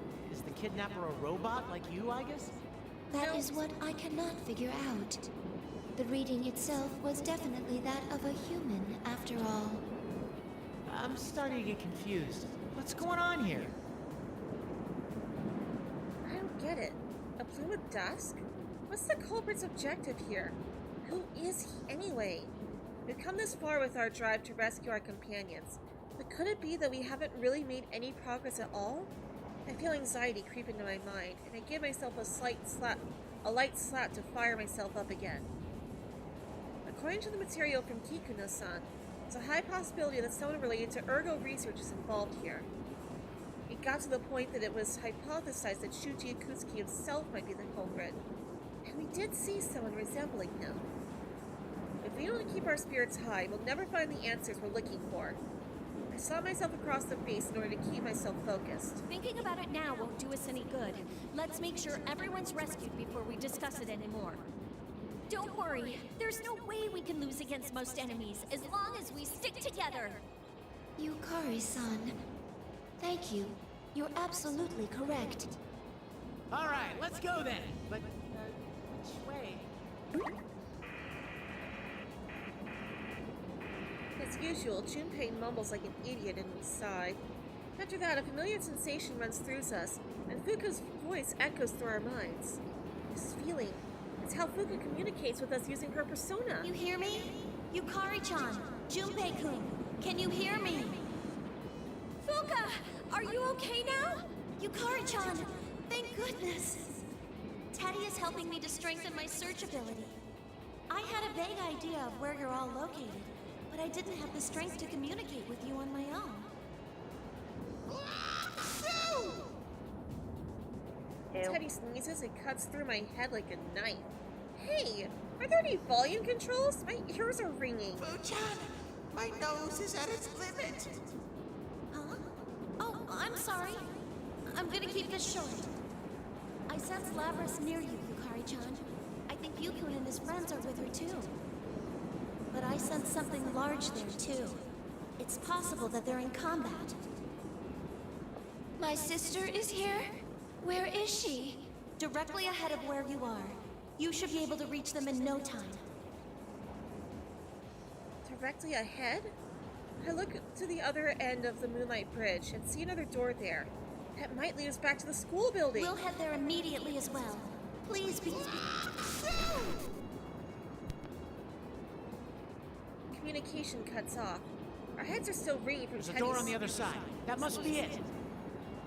Our rings are still ringing from Teddy's nasal explosiveness. Now's not the time to be bothered by such things. Okay, let's go! Will you be alright, Aegis? My systems are not all at standard parameters, but they are steadily recovering. Aw, I love this one. Just the three of them running across the Moonlight Bridge. Like, all that's missing is Minato. We nod to one another and begin running across the Moonlight Bridge. Because the handrails and bridge girders are twisted oddly, the roadway is wavy as well, making it hard to make progress on. The fog is thinner out here than inside the building, and the green light of the moon casts our shadows on the ground. This kind of brings back a lot of memories, doesn't it? Kind of like reliving a page from our youth, isn't it? Don't be ridiculous. There's no way it would all fit on a single page. I agree. This place is deeply important to me. It's also where everything started. I cannot let my feelings from that time go to waste. That is why we cannot yield, no matter what.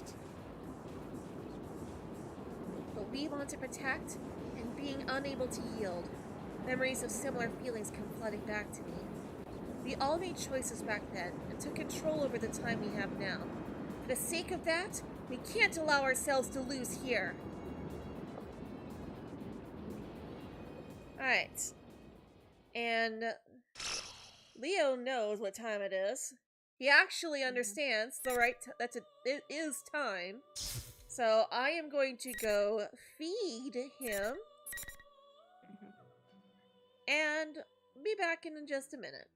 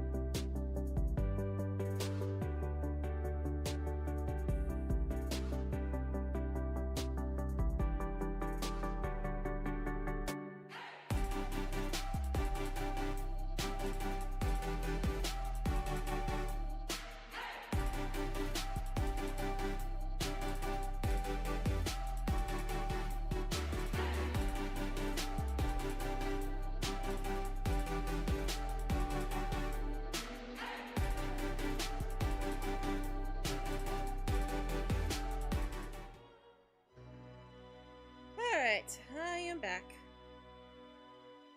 Yep. And now we can finally move on and go back to Labris.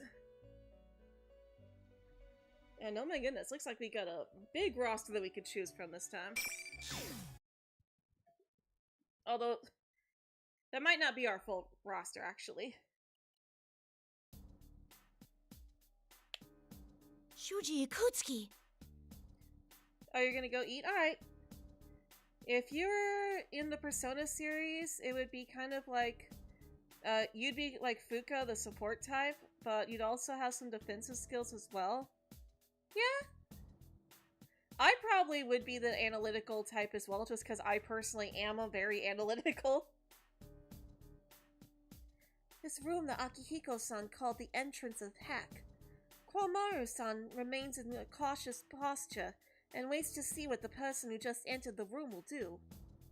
Akihiko-san pales, and Ken-kun stands frozen next to me. Ah, Akihiko and Ken. It's been a while. Are you enjoying this? You! So you were the one behind this after all. Now don't glare at me like that.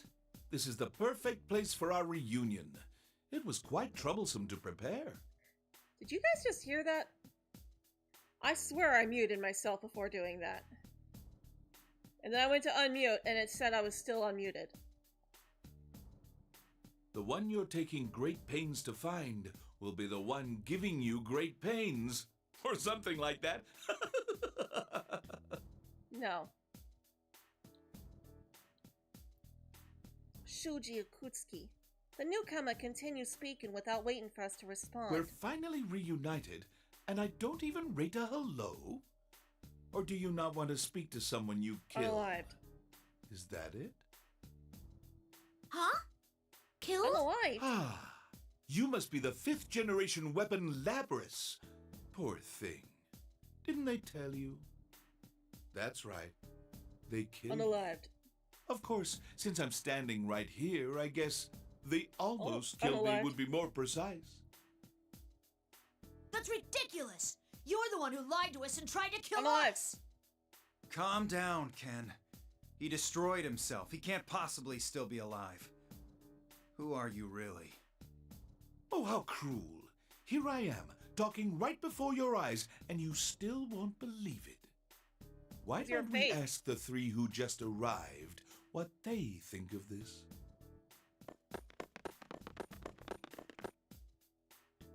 We hear footsteps approaching from behind and turn around to see Yukari-san, Junpei-san, and Aigis tumble in.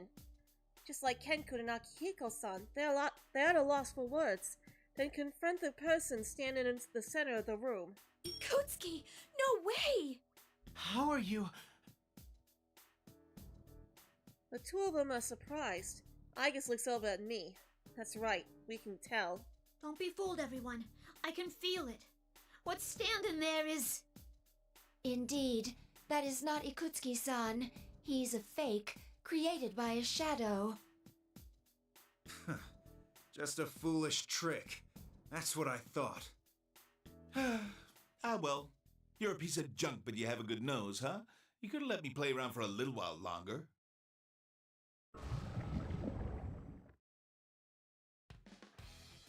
Huh? With a sudden change in mannerisms and a few muttered words, the thing taking on Shuji Yakutsuki's appearance crumbles. Behind the melting figure stands another person who had not been there a moment ago. He appears to be a young man, around the same age as Yokun and his friends. What appears to be a Yasugami High uniform is tied around his waist. What could this mean? Is he another student at the school? A pair of scars crosses his face, and he smirks while toying with the 2 swords he carries at his waist. Who are you? So everybody connected to Kirijo's here, huh? The looks on your faces are hilarious! You talk the big talk, but deep down, you were totally freaking out over old Ikutsuki-chan. I couldn't see your faces in person last time, though. You remember, don't you? It was when I took control of that scrap like the puppet it is. You were behind the abduction of Labris then. Yeah, it was a crazy performance, huh? That weapon took a lot of whipping. That wasn't even a fun. You need an introduction or something? My name's Sho Minazuki, and I'm behind all this. Welcome to my world, Kirijo lackeys. Sho Minazuki? Sho Minazuki. That name sounds familiar. It was in the data that Kikuna-san gave me before we descended on this town. A name from Shuji Akutsuki's files. It seems this young man has a connection to ergo research after all. What is the meaning of this? What are you setting us all up like this for? Huh? What are you whining about, you little shit? Third. I was letting you have some fun. It's a little entertainment. Oh, and I guess I do have a score to settle with you. Ikutsuki was my dad, after all. Dad? That's impossible. You're lying. He didn't have any kids. Doesn't matter. I'm still gonna kill you all. The young man draws his swords, and the light glints off of him. His eyes gleam with glee, the mania of madness. So this man, he's the one behind this entire case. Toying with people and hurting them like this. What are you trying to accomplish? Huh? I've had enough. If you're hurting from your dad being killed, I get that. But is this the only way you can deal with it? Labrys. Mitsuru-san's people are risking their lives to try to end this tragedy themselves. They're doing their best to take responsibility for what happened.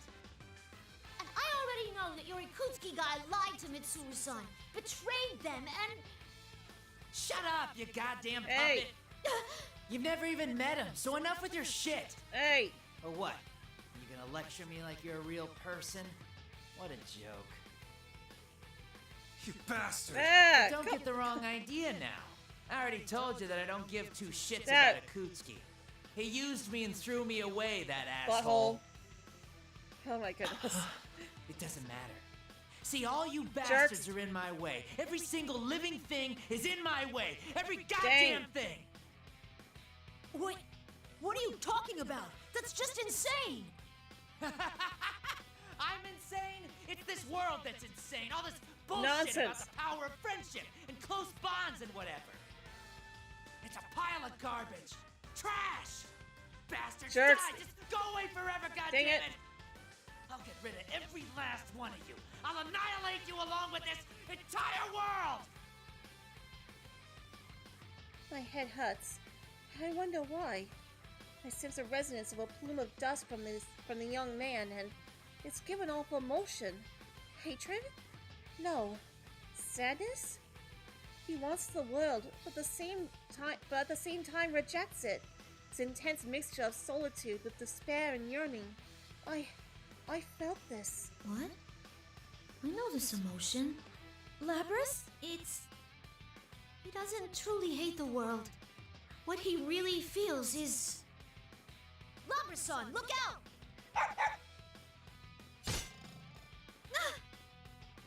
Mamoru-san tackles me and I fall sideways. A giant knife is vibrating on the floor where I had been standing only seconds ago. Don't say another word, you failure. What a drag. I'm tired of this. Well, I've already got enough persona fragments anyway. Persona fragments? Wait, do you mean... Persona fragments? Those are the same words General Teddy used earlier. The young man calling himself the mastermind behind all of this, the fakes whose sole purpose was to fight us. The flakes of light emerging from the defeated shadows. All of those now make sense to me. Most likely the rest of us are feeling the same way. Sho was gathering persona fragments by making us fight a doubles. The moment we all reach that conclusion, Sho pulls out a small box and holds it before us. So it's time to get the real show started. Here's a question for you. What do you think this is? Is that the remote Akutsuki was using when he controlled Aigis? Yeah, boy. No. Stop him! Too late. Activating the anti-shadow suppression weapon, Labrys! I feel a sudden snap within me. Suddenly, I lose control over my entire body. At the same time, my consciousness begins to fade, as if I'm being painted over by something else. It's that infernal device that took over my body and forced me to hurt the others, just like the other day. It gnaws away at my mechanical body, and all my self-control begins to slip away. Labrys! Labrys! This is fun! Oh, by the way, I didn't stick a device in it or anything to do this. A weapon is there to be controlled, so, of course, there's a remote control. It's been built into that thing from the very beginning. I told you I'd destroy everything, right? Friendship, what a joke. One push of a button, and it all means nothing! It also kind of throws me off a bit, hearing Natsu Dragneel's voice coming out of the sky. Sister, please pull yourself together.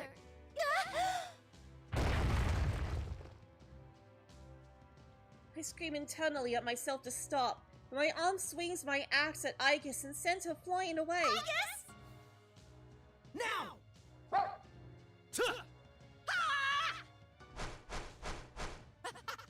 You just won't die, will ya? That's not good enough!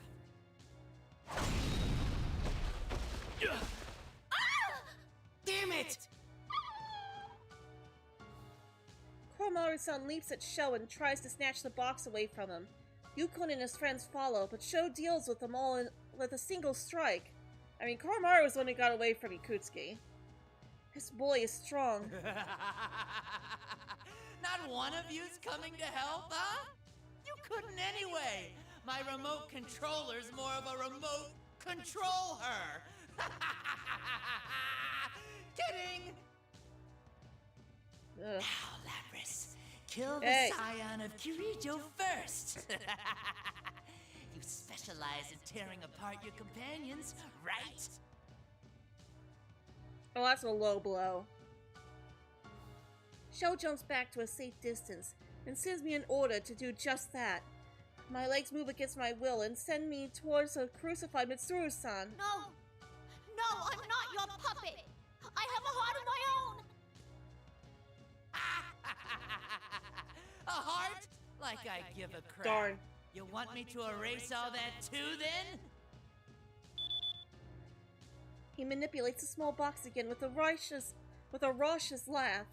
The power restraining me intensifies. I can feel myself slipping away against the torrent of commands blasting into my mind. The blade of my axe is against the cross Mitsuru-san is bound to. Stop! Stop! Stop! Please! No! Labrys! Damn it, you son of a bitch! Biscuit! If it's tough for you to hurt your companions, then I'll blast your consciousness into nothing. So hurry up and kill End them! An even more forceful command overtakes me. Mitsuru-san, Yu-kun, Ken-kun, Yukari-san, Chie, everyone! I try desperately to hold on to my thoughts, but it's mercilessly torn away. I lose all feelings of the weight of my axe in my hands. My vision begins to waver. I'm going to destroy those I hold dear again! Labrys, don't give up! Believe in yourself! The last thing I see through my fading consciousness is Yukun. I don't want to feel this way ever again. I don't want to give up. I won't! Hello, Hasan Terrell, welcome. My hair looks nice. Oh, thank you. And just like that, the sound rings out and darkness envelops me. Did my consciousness shut off? No. Even in the darkness, I'm still awake. Whose voice is that? I hear a familiar laugh in the distance. I can't see who it is, but I know that voice. Buttons? A heart? What a lame Hey. ass. Just like always. You're the other me. That's right. I am you. I'm the you within yourself that you keep a lid on. I become terribly confused in the darkness. My shadow, that existence that should have melted away and become a part of me when I accepted it, She stands before me, looking exactly the same as she did before. I don't think you really understand. Well, I'm in a good mood, so I'll make an exception and tell you. Your body is special. You have 2 memory banks. One for yourself, another, a black box that would allow you to absorb the memories of the other Lapis units when you killed them and took their name. It was such a surprise. Thanks to that, even after I became one with you, my personality was preserved in it. Oh, this is amazing. It's pounding with the resonations of the plume of dust. She gazes upwards with an ecstatic expression, then looks to me and seductively licks her lips. I've been waiting all this time for your will to weaken. And now this body is finally mine! What? It's about time you ended this. Believe in your friends? Look where that got you. Am I right? Don't you hate him? Don't you want to destroy him? Enough of this bullshit about bonds and camaraderie. All you have to do is destroy everything. Put that gigantic axe on your back to use.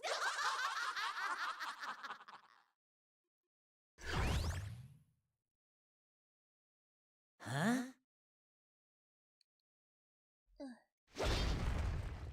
What? Lapras! Hey, you piece of junk! Can't you follow the simplest order properly?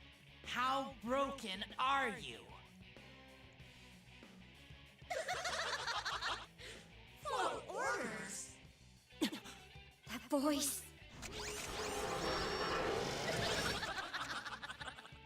Kiss my skinny little ass, you punk kid. As if I listen to whatever crap you ordered me to do. I could get to that one. Lapras? Oh boy. I destroy whatever I want. That includes whiny brats like you who try to get in my way and order me around. You piece of junk! You call me a brat, but you're no different! I mean, what the hell are you? Carrot brat! Lapras has turned into a really bad girl! That's Lapras' shadow! I thought she had disappeared! The explosion of emotions had pushed my consciousness back to the surface. Darkness disappears and my vision returns. Still, I can't allow my limbs to follow my commands. I'm not in control of myself, but the other me is. The emotions running wild within me are out of my control, and my body won't accept my commands. Crap! So wiping out the rational mind made its true self show up? Goddamn Dang shitty it. robot, it's completely useless! Cut the crap, brat! Come at me! Come, Persona! Asterius! Oh boy. Seriously? She can even summon that cow monster from before? Wait, did she just call it her persona? You little... What the hell's going on here? What'd you expect, Ariadne? That silly little thing isn't worthy of being my partner. The giant bull Asterius roars. Sho, now facing the full wrath of my shadow's uninhibited urge to unalive, draws his sword with an almost annoyed sneer. You better watch out. I'm no ordinary shadow. I'm finally free! Free to wreak as much havoc as I want!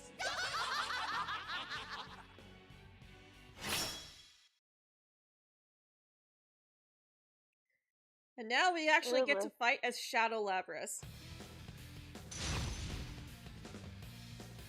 The Raging Bull of Carnage. Yep. Finally. Dumbass! Hey, nope. Oh yeah, we're gonna need to talk over this because she is gonna call him that a lot. Okay. There we go. I love that Asterius actually just throws him into the screen. Like, way to break the fourth wall. Alright. And there we go.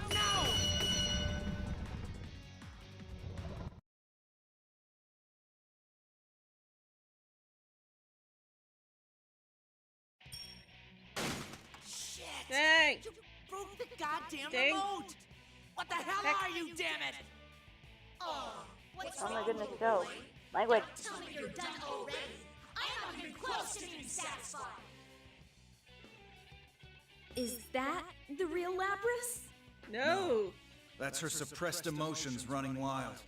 That show guy brought this on himself. He couldn't have known something like this would happen with Labras's memories. But this is bad. Yeah, she was already a handful when we all went up against her. This is gonna be even worse now.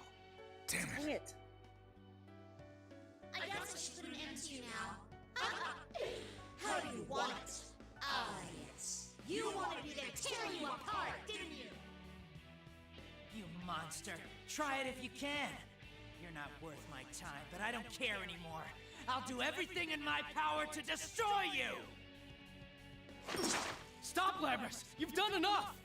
Don't do it! He's not worth it! Out of my way, you bastards. Jerks. I don't need more of your friendship games from last time. The friendship game. Sorry. No! If you're seriously gonna do this, then you've gotta get past us! What are you doing? It's too dangerous! Get away from her! I'm sorry, Akihiko-san, but we can't back down from this. We're Labras's friends! We could never let her accept this fate! We're not sticking up for this guy, but we'll never let one of our friends become a murderer. Unalive her. She put her weapon down. This is more garbage. Do whatever you want, you idiots. Oh my goodness. Okay. This place. What's happened to me? You. I've had enough of this shit. Hey. I'm not dealing with it anymore. Huh? You're giving control of my body back to me? You're the one who likes playing house. The darkness returns, and she brusquely turns her back to me. Silence fills the area for a moment, and I suddenly realize something. She used a persona a moment ago. It's true that she looked and acted the same as when she was a true shadow. But I can tell. I was fighting with the control powers of a persona just now. It may sound the same, but it's different. I wasn't a shadow running berserk. Because I accepted myself, I was able to attain a persona. Maybe the same could be said about... You were actually... You did that to help me. Thank you. Shut up. Just take over for me already. Oh, The other me before me mutters something. Like, I can't hear what she says, but I can tell what it was she wanted to say. Yeah, don't worry. You're me, and I'm you. You do remember what I feel, huh? She's always sleeping inside of me. Even though she had forcibly taken over my body, I feel kind of relieved. Lapras! Lapras! Lapras, are you alright? I sense myself returning to the real world, as if the familiar voices are guiding me back. My vision slowly brightens. You-kun? Everyone! She's back to herself?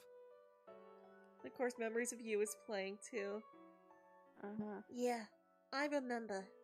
My other half saved me, and everyone else brought me back to myself.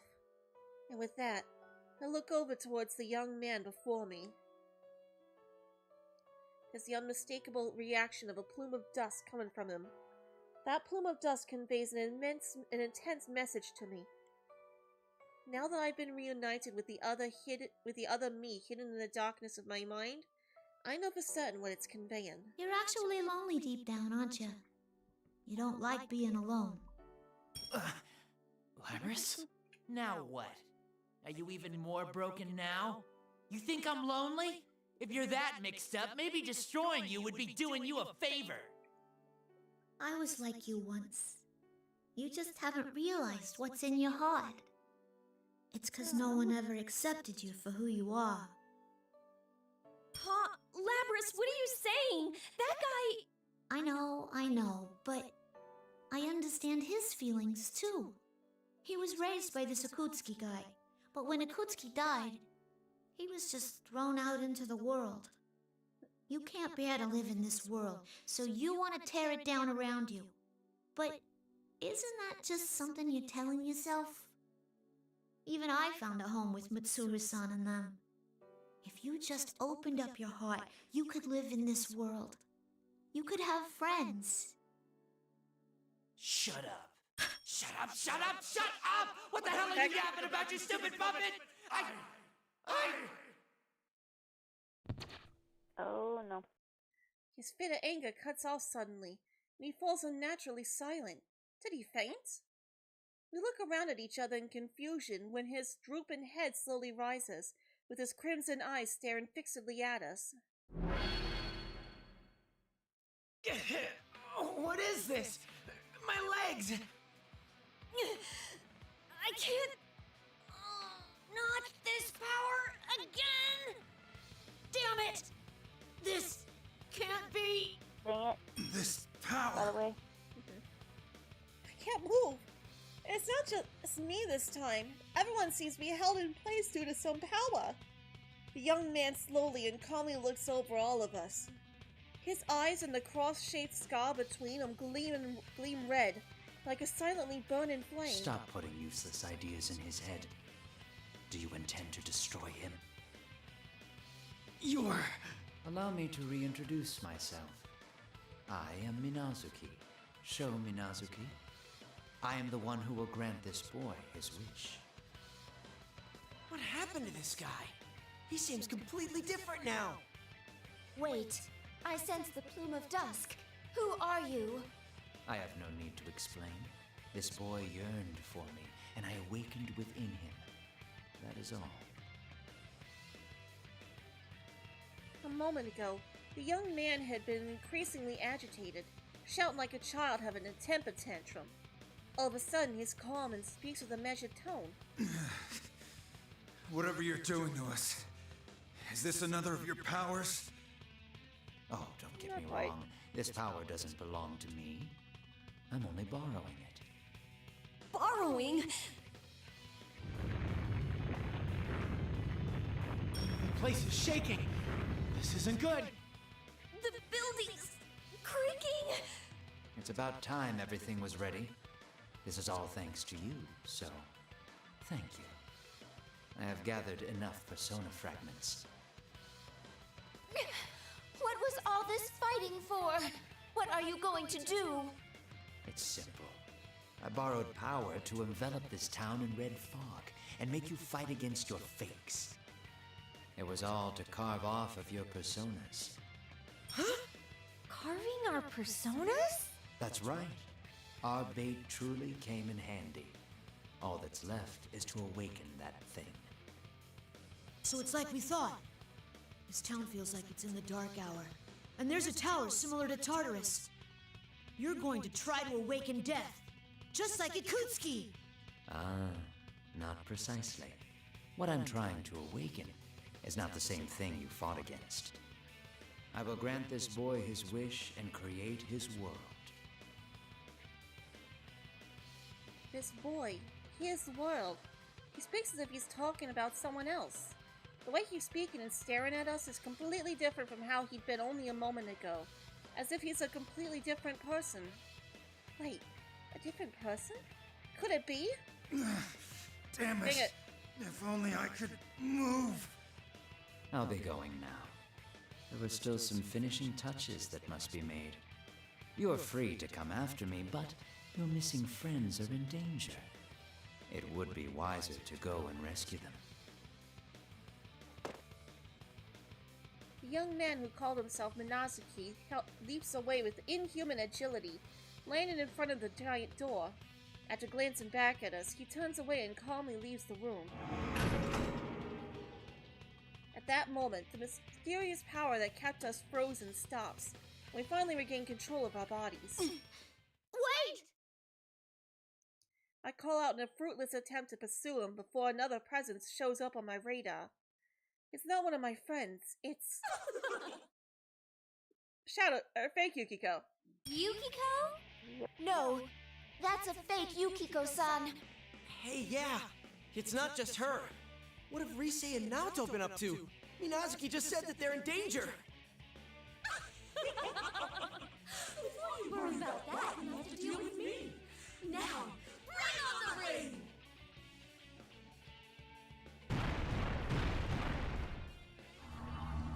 When the fake raises its arms, the usual red pillars descend and form barriers around us. No, I won't be able to pursue Minazuki now. He also said that our friends are in danger. Mitsuru-san is still on the cross, and Yukun and his friends are wounded. We have no idea what kind of problems Naoto-kun and the others who aren't here are facing right now either. In any case, we have to hurry after Shokun as quickly as possible, rescue the others, and put this case to rest. I pull my axe from my back and turn around in reaction to Koromaru-san's bark. I found a place for myself among the shadow operatives. They are my comrades, and they feel the same for me as I do for them. They line up beside me. That's right, I'm not alone anymore. Look at everyone we get to fight with. Oh, wow. I mean, we've just fought with Labrys like a bunch of times, so... let's go with Aigis. Yes.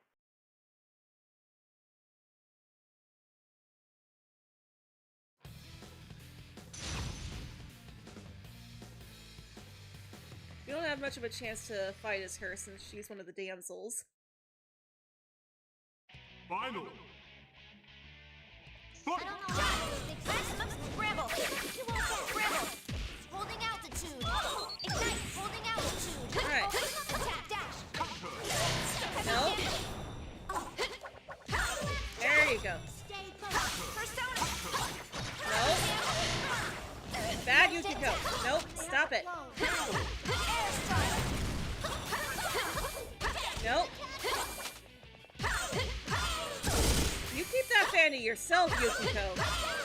Hey, Yukiko.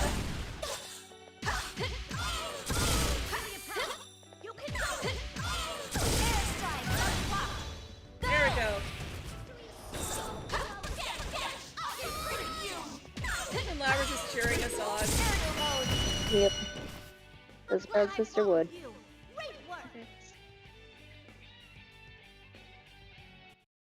Oh, the sisters.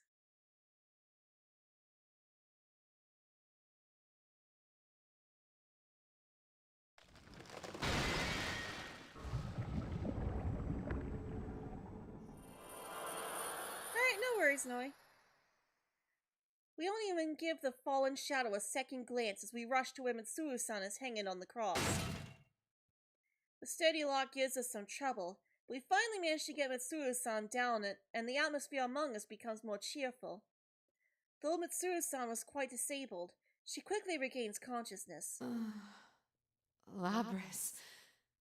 Everyone. Mitsuru-san looks relieved for a moment after seeing our faces, but she seems to have quickly reached an understanding. Her expression quickly turns meek as she apologizes to us. I'm sorry. My judgment was flawed. I'm responsible for all of this.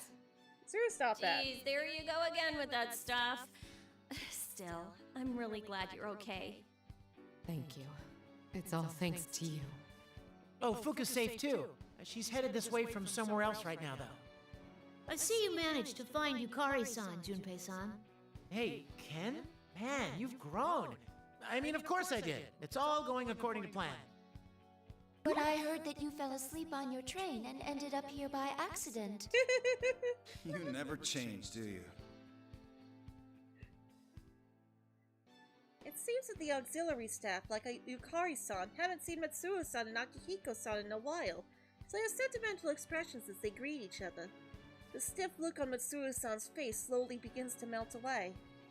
I was worried about Yukun and his friends after they were hurt, but they seem to be recovering as well. I'm so glad. Yukun and the others approach me. Labrys! I'm so glad you came! I thought we were done for. I thought you turned into your shadow for a moment back there. What was that all about? I don't know, but I guess my shadow's been within me all this time, watching everything I've seen. And I think she's changing too, even if only little by little. And it was all of you who brought me back. You really did help us. Thank you. Oh, there's Teddy. As I'm conversing with everyone from Inaba, I hear some distinctive footprints. I look towards them and see two shapes running in from beyond the fog. It's Fuka-san and Teddy.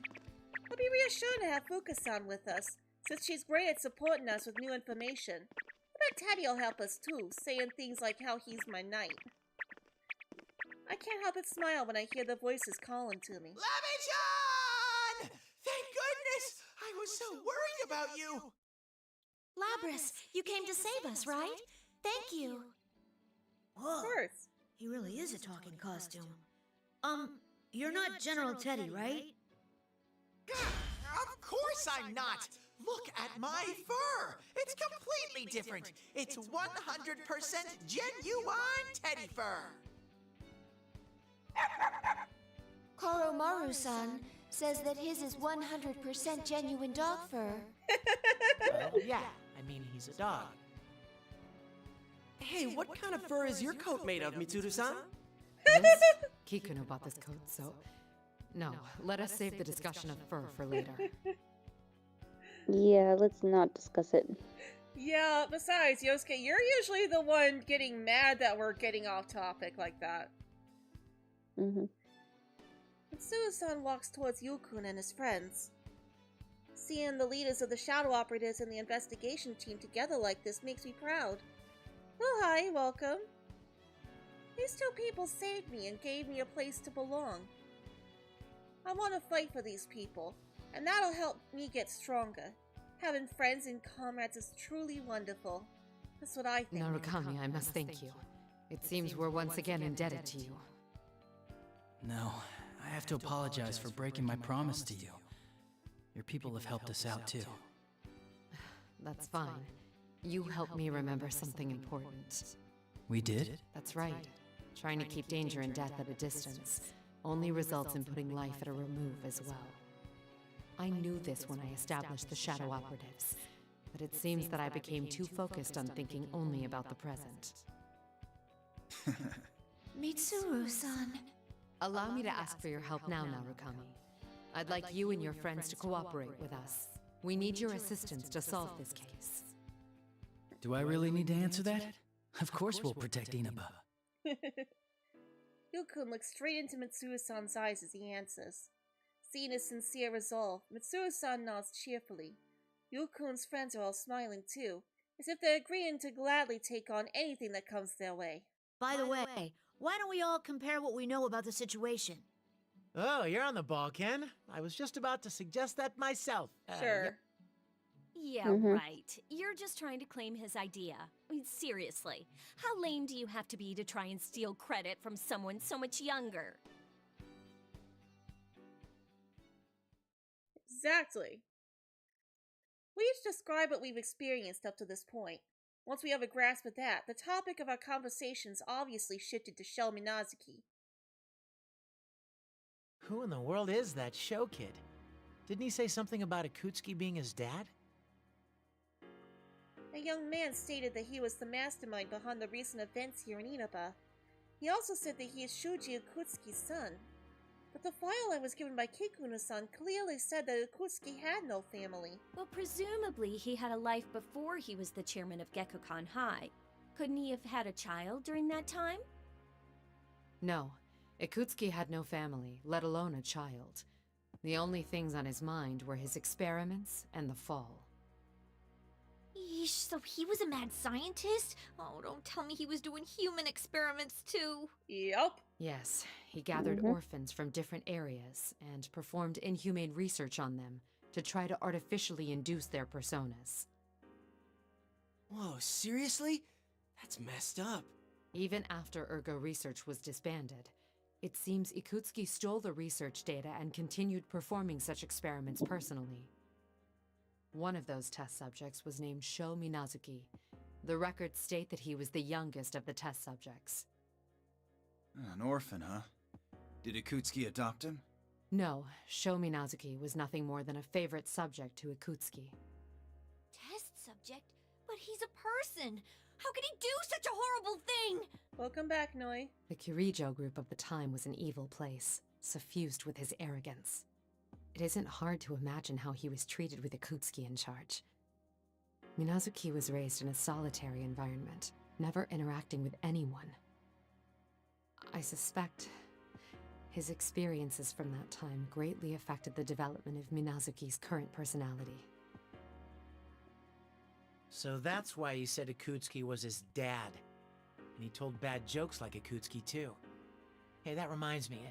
In the middle there, he suddenly seemed like a different person. What was that all about? We'd all noticed that. It was so sudden how his personality just switched.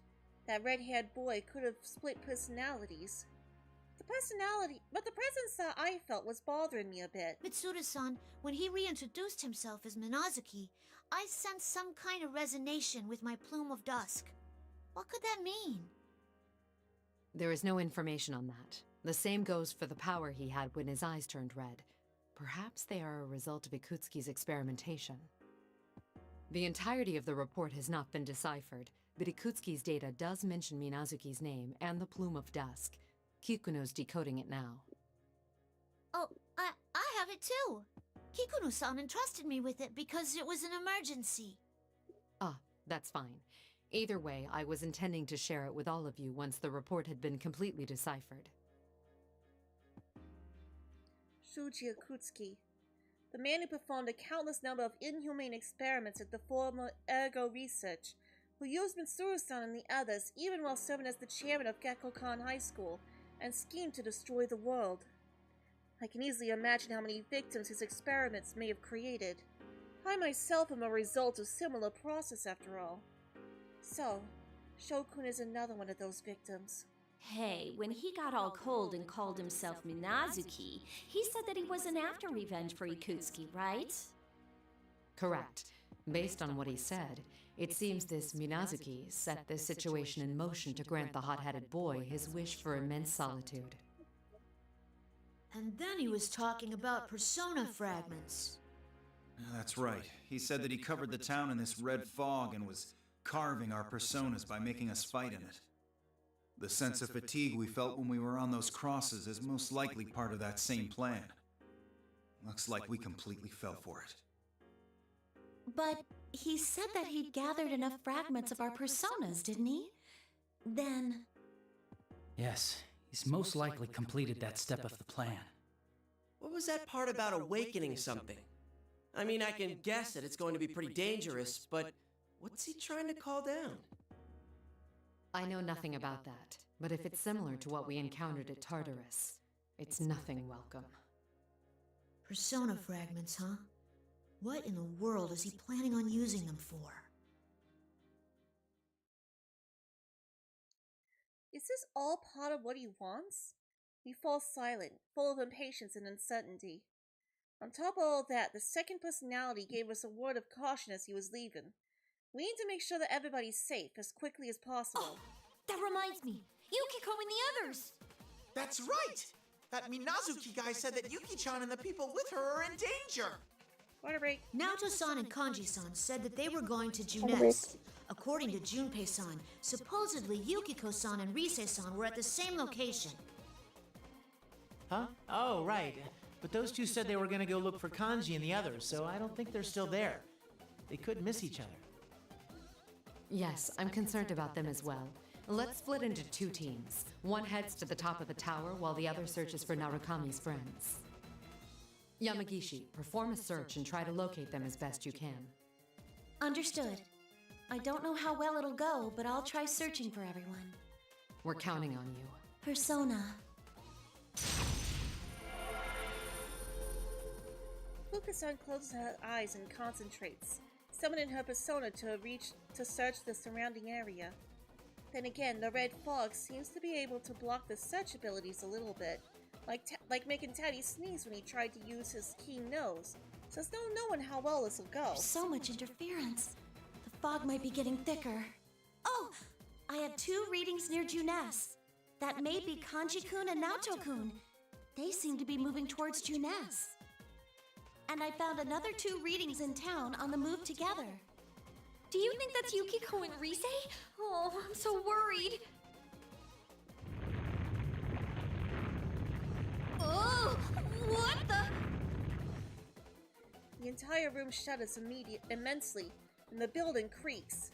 The one calling himself Minazuki is undoubtedly close to accomplishing his goal. Whatever it is, there isn't much time left for us. We must hurry. Yukari, Iori, Amada, and Koromaru, you're the least wounded. You pursue Minazuki. Right! I will go with Akihiko and Aigis to rescue Narukami's friends. Understood. Yamagishi, you remain here and back us up. Narukami's group, you're all too exhausted. I ask that you remain here and regain your strength. I'll do everything I can to assist you. Whoa, seriously? Will? No, we should stay here. Fukasan needs someone to protect her as well. Hey, what about me? I'm perfect! Mitsuru-san, Teddy's got a great nose, so I think he'll at least be of some use. Please let him help you find our friends. Some use? How rude! I'm totally useful! My babe dar is up and running! No, you're constantly sneezing. You love how much natural beauty Fuka has? Yeah, she's adorable. I see. That's promising. Well then, you can assist us, Teddy. Mitsuru-san, the school and this town have both turned into labyrinths. It would be unproductive for us to search the town all in one group. Yeah, Aigis is right. If we're all caught together again, things will get worse. Let's split into 2 teams to search faster. All right, I can provide some guidance as well. Aigis and Teddy, you partner up. Akihiko and I will go together. Once you meet with Narukami's friends, head for Junes. We'll regroup there and secure the area. Ooh, I get to be alone with Ai-chan? Their bodies were artificial, but their love was real. Okay, I'm in. Teddy? He's got to be in the closet again. I can tell that Mitsuru-san's leadership and quick decision-making have given everyone's morale a boost. Of course, her strength stems from her deep care for her friends and comrades.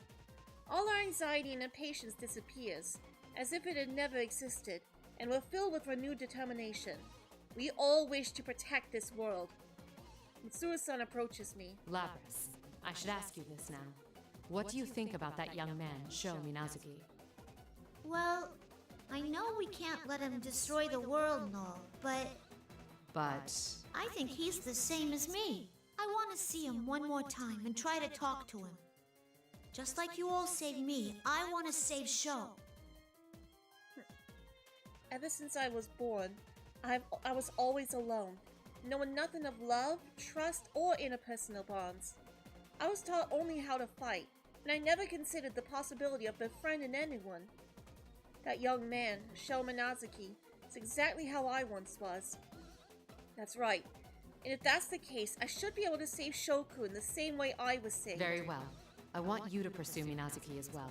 I'm counting on you, Lapras. Okay. With each of us given a duty to perform, we promise to reunite once the case has been solved and rush from the room. The occasional tremors causing the building to rumble ominously are becoming more and more frequent, as if giving us an audible countdown to the end of the world.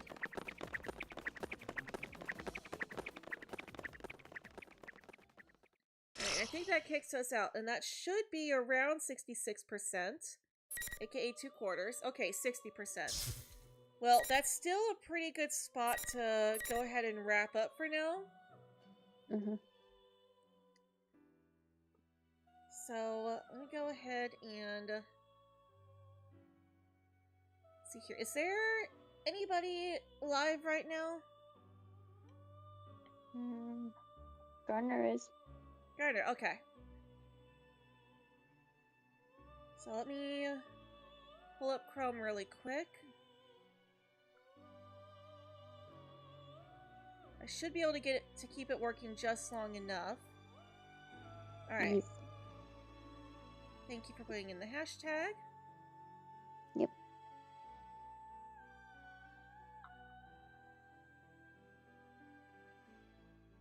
Alright. Alright, and I will see you guys over on Gardner's channel. Make sure you use hashtag MatsuRaderific to let him know I sent you.